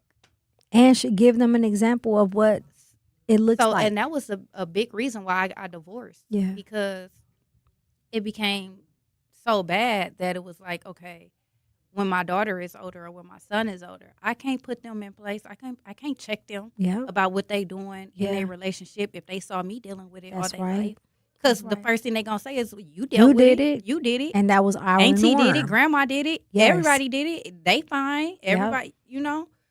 And I didn't want that. So I had to bite the bullet and be like, this is not the type of love that I'm showing my children. Come on now. And so I much rather sit alone and date myself and let my children see me date myself. Yes. And go out and hang out with them and show them this is what love is. That's right. And if it's anything but that, it's not worth for it. The birds. It's not worth it. Let it go. And you have to be strong enough to tell yourself that the things you went through is not who you are, and that the things you went through, you don't deserve it, right? Because sometimes what'll happen is we'll settle.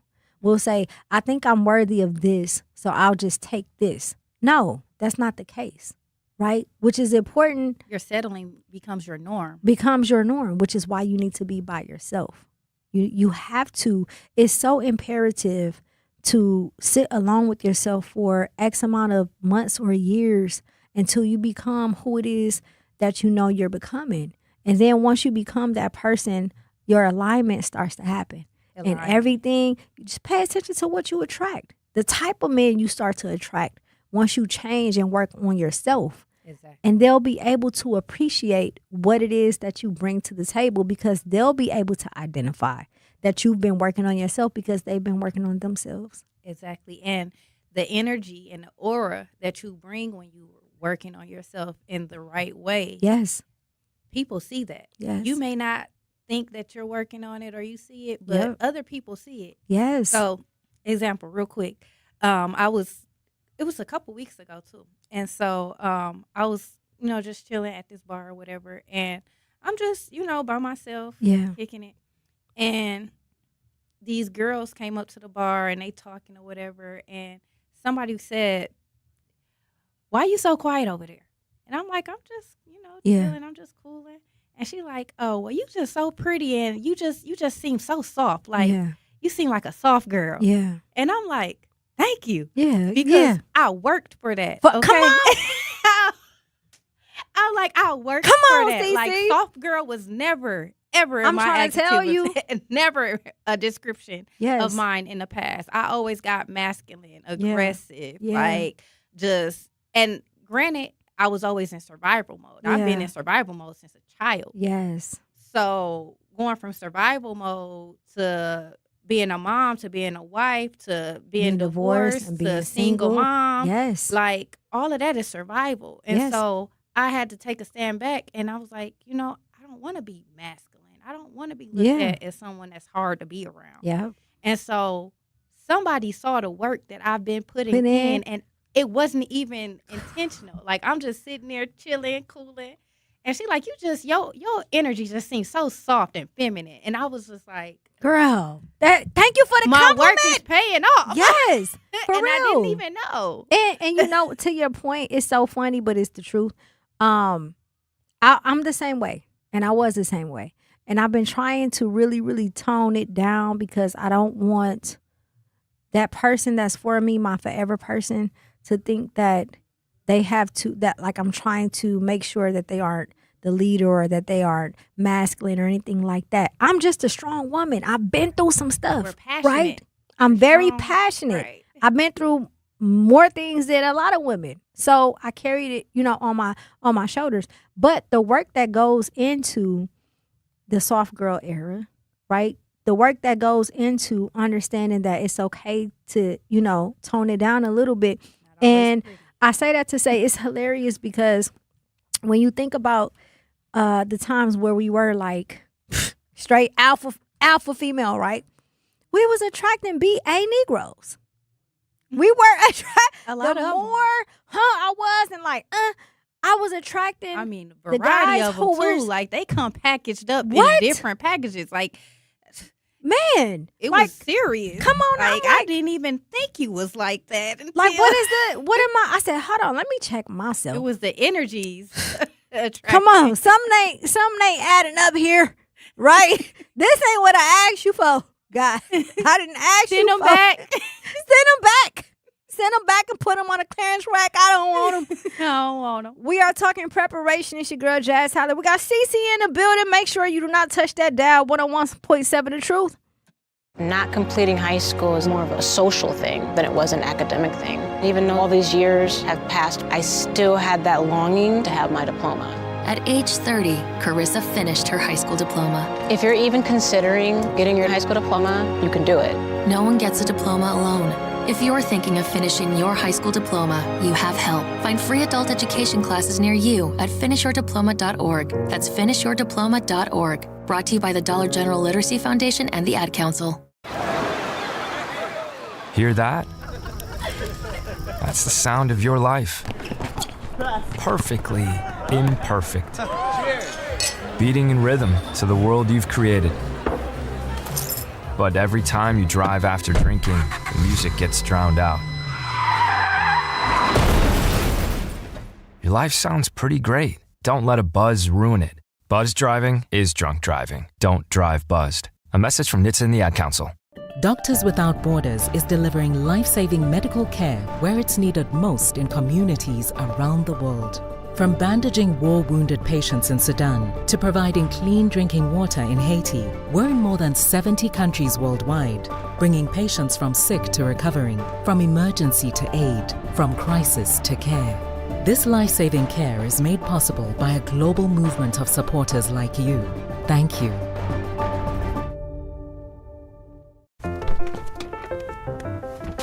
Mommy, can I sit in the front seat just this one time? Please, please, please. No, not yet. But why? Because I love you, and you're just not ready yet. Now, get in the back so I can get you in your car seat, please. Putting your kids in the right seat for their age and size is an act of love. Check that your kids are in the right seat at NHTSA.gov/the right seat. Love protects. A message from NHTSA and the Ad Council. In sitcoms, when someone has a problem, they just blurt it out and move on. Well, I lost my job and my parakeet is missing. How was your day? But the real world is different. Managing life's challenges can be overwhelming. So, what do? We get support. The Huntsman Mental Health Institute and the Ad Council have mental health resources available for you at loveyourmindtoday.org. That's loveyourmindtoday.org. See how much further you can go when you take care of your mental health. For 250 years, our armed forces have bravely served America. Wounded Warrior Project honors that legacy by supporting post-9/11 service members and veterans like Anthony, a Marine who was injured by a roadside bomb in Afghanistan. They carried me through my injuries, not just my physical, but my mental. And seeing other vets doing the same thing helped me tell myself, hey, you can do this. Join us in honoring warriors at woundedwarriorproject.org/America.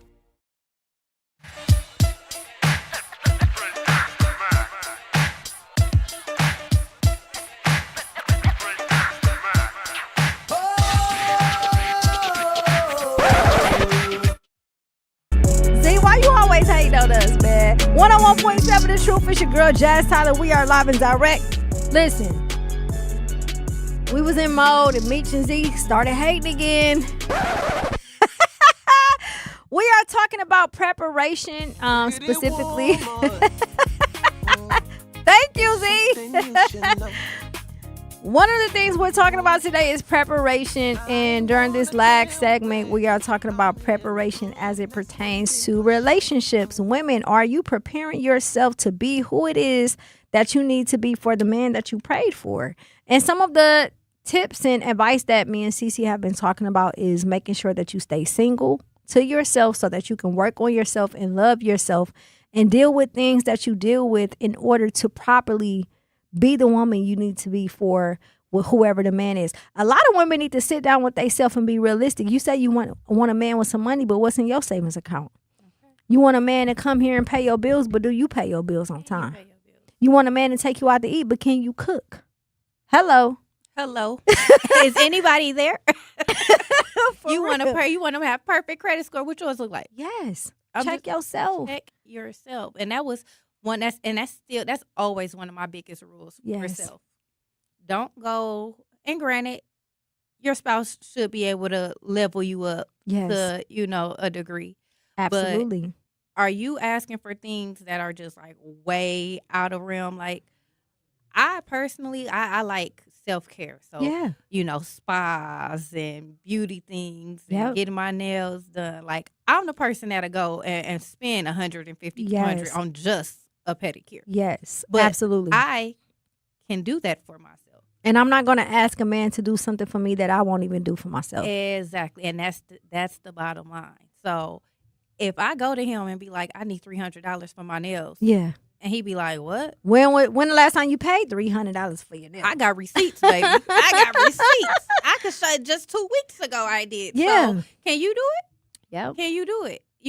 And it's just like keeping that expectation for yourself. Absolutely. Don't be asking for stuff that I want a Birkin. Come on now. Can you afford a Birkin? Make it make sense. Make it make sense. Prepare yourself for the man that you want. And if that's not the case, then work towards that, right? For me, it's like, okay, I want to be, these are my goals, my personal goals. What does it look like when a man step into the picture, right? If I want to build, I'm going to need a certain amount of time to build with you before I'm ready to commit, because I have certain goals in a certain place that I want to be.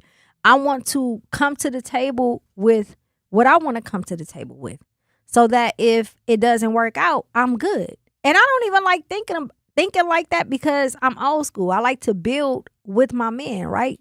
But I still have personal things that I want to work towards. And secondly, too, when you are praying for the man that you want and God sends him, don't rush it. Take time. And keep your identity. that goes to your point, like keeping your identity. Yes. You want to build together, but you both should be building alone.